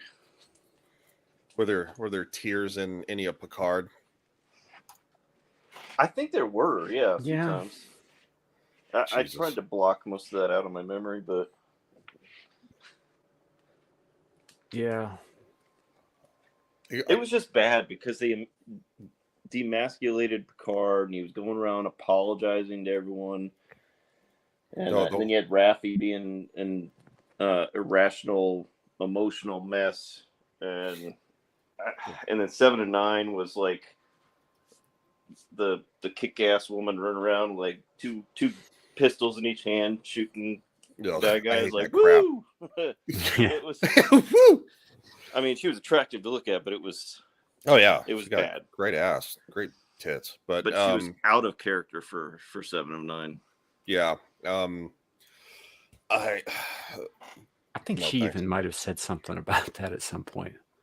You know, like she didn't really care much for where they were going with it. I don't know that she would have put it in those words, because she obviously still has a job. But And the first 2 seasons, maybe the first season especially, was more of a vanity project for Patrick Stewart, because he said he didn't want to bring in the whole cast and do this kind of thing, and it ended up being a failure, and they ended up bringing him in anyways. Right. You know what? One of the biggest issues that I have with the first season of Picard is that it takes that Kelvin timeline bullshit with the destruction of Romulus and makes it canon. Yeah, but they make it canon in Star Trek Online as well. They did. But the way they went about it, I actually liked how they did it in the game, where they basically said that the Romulan Empire split up into 2 entities. Sure. What happens after, I have less of an issue with, in terms of like the diaspora of the Romulan people, is like you got the Tal Shiar on one side, the new Romulan Republic on the other. What I don't understand is why, because it was what the Hoban system, something like that. Hobus system. Hoba, yeah. Their star went nova, right, and somehow destroyed Romulus, which is in another system several sectors away. That's JJ Trek writing right for you. No. Yeah, but it didn't manage to wipe out all of the other star systems around it in its immediate vicinity. But it killed fucking the planet Romulus. In the game, they do a okay job of explaining that was actually a super weapon, not just a nova. Yeah. But yeah, when you play the game, you'll get to that story point, and they'll explain that it wasn't just a supernova; it was actually triggered by some larger entity. Yeah, it's been a while since I played. Actually, I think I've only been through that part with the Federation side, so I should really get my Romulan character and get that moving. Star Trek Online is it online only? I'm online only. What's an Is it- MMO? Is it PC only? I think we've had this. No, but we've had this. No, but they're not. It's not cross-platform. It's on PC and both of the main consoles, but it's not cross-platform. So Alf plays Xbox. I play Xbox. Yeah, I'm running on PS4. I don't have a PC that can run shit. Okay. Neither do I. Yeah. Oh. Yeah. Okay. So yeah, I got a PS4. That's the one that we can't all play together. It's Warships that's cross-platform. Yeah, you started it a while back. You gotta. Yeah. I could play this afternoon if you got time. I got I have an evening stream with a friend. He wanted us to do something for Memorial Day. It's gonna start about 9 o'clock and probably run an hour. I can probably do something after that. Yeah, that works. So I don't know what 10 You're on Eastern time zone. Yeah, so it'd be like 10:15 is 10:30. 10:15. It's about 9:15 for me. Mm-hmm. Yeah, that'll Okay. work. Yeah, and I still think I have like 1 or 2 more missions to get through to unlock it. Yeah, they make you go through like 5 or 6 missions before they unlock the multiplayer portion of it. It's because it's kind of like they use like the first 5 or 6 missions as like the tutorial on how to play. So, but I will say, if you do want to play the Star Trek Online, you can play with me. Okay, yeah, unfortunately, since we can't all play together, I'll probably play with you on PS4, and then hopefully maybe Samuel, you'll get into Warships. It is fun. And actually, I was surprised. It is. A lot of fun. I might do that. I actually I only got sucked back into STO because Alf brought it up again. I blame you, dude. But because I'd been off MMOs for probably 4 years. I haven't played any in a long time. And Star Trek Online is not one of those like really grindy MMOs. No, not there's some stuff you can grind, but it's not necessary to play the game. Yeah, the end game stuff can get kind of grindy with the reputation system and all that, but it's not something you got to worry about right away or anything. But I've also got a backlog of other shit that I'm still doing too. So we'll see about the Warships thing. I got to get back into my Monster Hunter streams because I have not been doing those. Yeah, I wanted to play Atomic Heart today, but I took that allergy pill and I was fucking out, and I ended up waking up. It like my alarm went off at 2 p.m. I made sure I set it, and I was like, oh fuck, I haven't even watched the episode yet, so I fucking speed watched it at like 1.5 times. I did that 2 weeks ago. So like right before we started. Yeah, I literally finished the episode like I think it was like 13 minutes before we were supposed to go live, and I think we were like 4 minutes late. So it's like, but yeah, and they're pretty long episodes too. It's not like Mandalorian where you get like a 21-minute episode or something. Yeah, no, this one was a solid. Obviously, opening credits to end credits fit like 57 minutes. That's a fucking haul. We're talking like Game of Thrones level. Well, gentlemen, I guess we go around the horn. We're over 3 hours. Mr. Horny Alf, who's so horny. Me so horny. Woo! Yeah, you can catch me on Twitter, dropping memes and commentary. I was kind of light on all that this week because I was on vacation in Florida, but I'm gonna get right back to it. Yeah, I also have a Twitch channel that I stream games on. I gotta get back to. I was like, so close to getting affiliate status. I was gonna play Subnautica tonight, which is a pretty good survival game. And then maybe New Vegas tomorrow during the day. I need to catch up on your New Vegas streams. I want to watch you play it because I love me some New Vegas. Have you ever played Subnautica? I have not. No.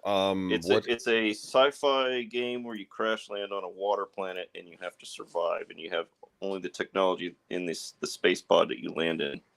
Okay. And you have to swim around the planet, and you actually end up going down like thousands of feet once you get the technology to do it. It's actually pretty crazy, and then the monsters you run into. You should, all right, I'll take a look. You should do me a favor though, while you're playing New Vegas. Side with anybody but Caesar's Legion just to piss Shadow off. Oh, he's a Caesar's Legion guy? Oh, of course he is. God, of course he is. I always I never finished it. That's why I'm Oh replaying wait, it. true to Kaisar. So I'm doing the streaming because I never finished the game years ago, and I'm getting back into it. So I was gonna shoot. I was gonna shoot for the NCR, especially because I like that one. Well, I mean, that one companion you get that has the beret and he's a sniper. He's oh, pretty cool. Boone! I love Yes. Boone. Dude is a one of the fucking- best companions in that fucking game. Oh my god, he's a fucking monster. I love Boone. Yeah, no, I side with the NCR because the NCR obviously is going to be considered canonical. If they ever you were to cement it in stone. Obviously, the game is meant for you to but yeah, I've played through all the endings, so you know, like I Yeah. don't have a preference. I just think that you should, if you're going to be streaming it, don't side with Caesar's Legion because Shadow will hate that. Oh, I don't ever side with Caesar's Legion. Eventually, I want to start with the first Fallout and stream them all. The first two are kind of rough because they're the above head. They're isometric view. Yeah, turn based. It's I would start on Fallout 3 and go from there. Well, I thought about maybe just doing short videos like one of my favorite streamers did. He did like short 30-minute videos of 1 and 2 and like Brotherhood of Steel. Yeah, well, Brotherhood of Steel is a different category of game, but yeah. Yeah, and I don't think they consider that canon either. No, they do not. Part of Brotherhood of Steel is considered canonical because they do Harold's in it. Well, yeah, Harold's in it. They also confirmed the fact that Brotherhood airships did go down on their way to Boston in Fallout 4. So parts are canonical, but parts are not.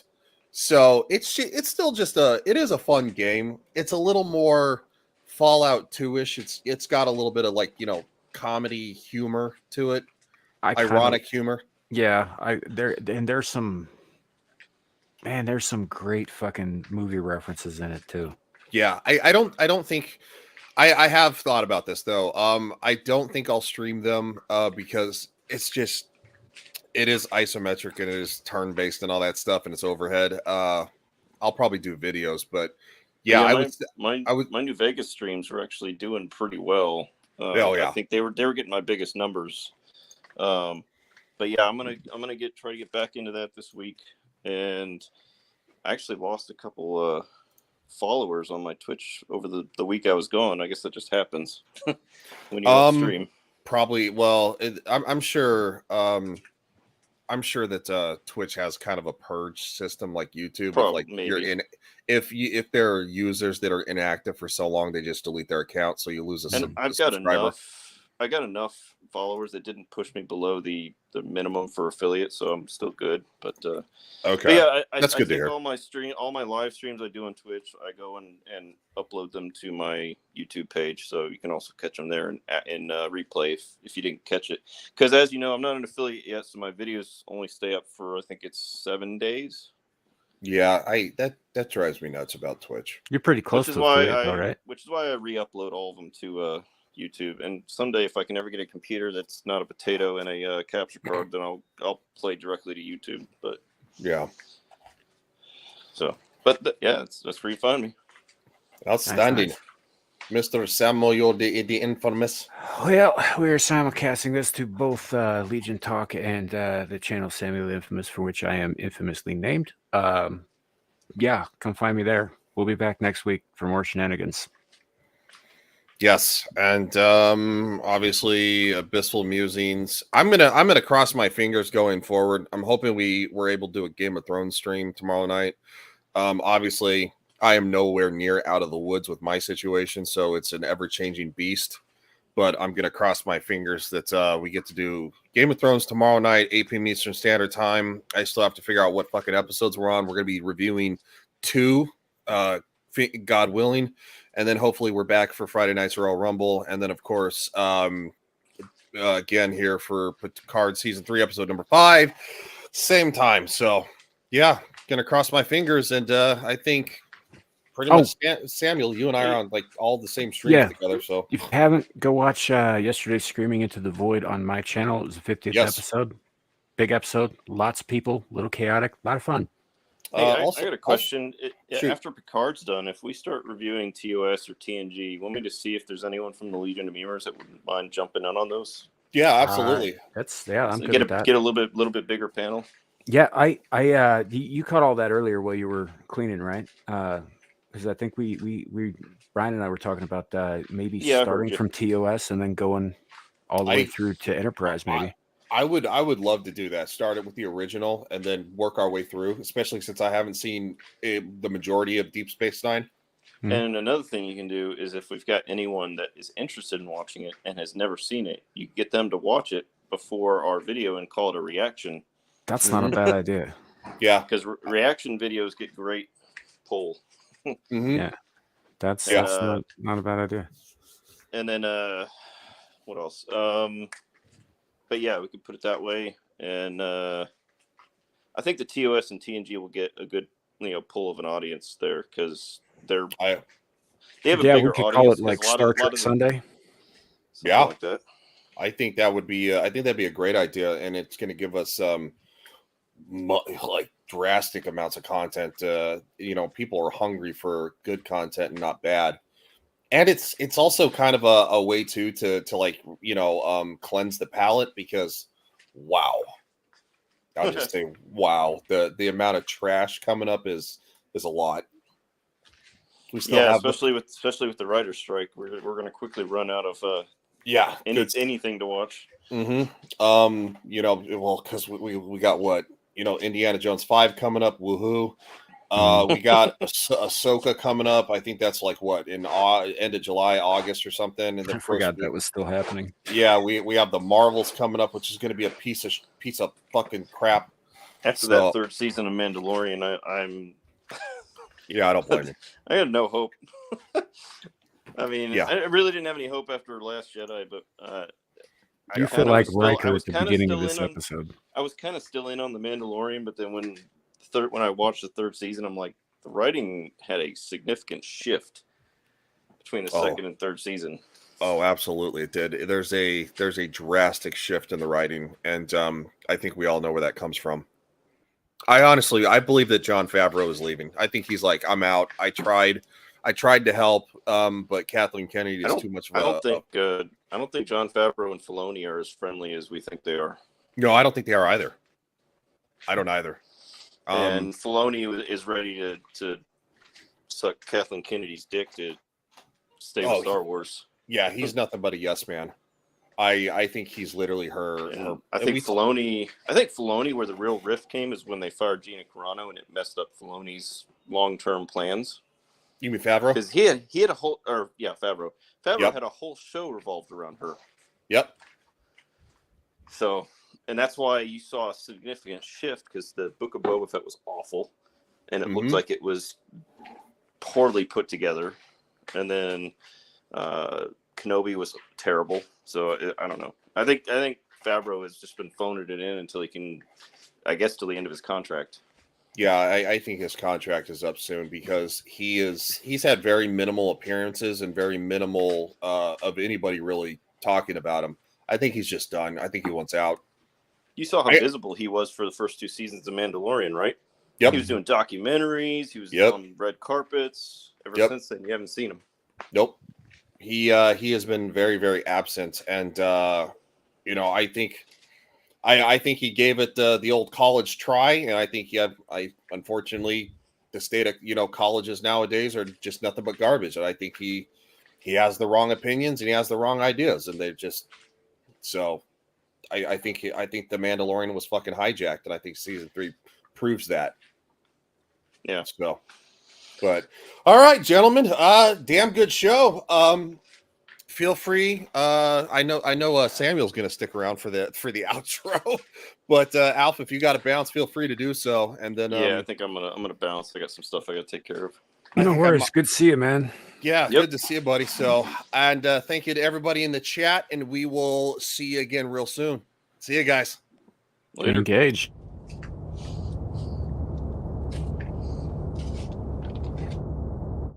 You know, back when I was in the academy, we would follow every toast with a song.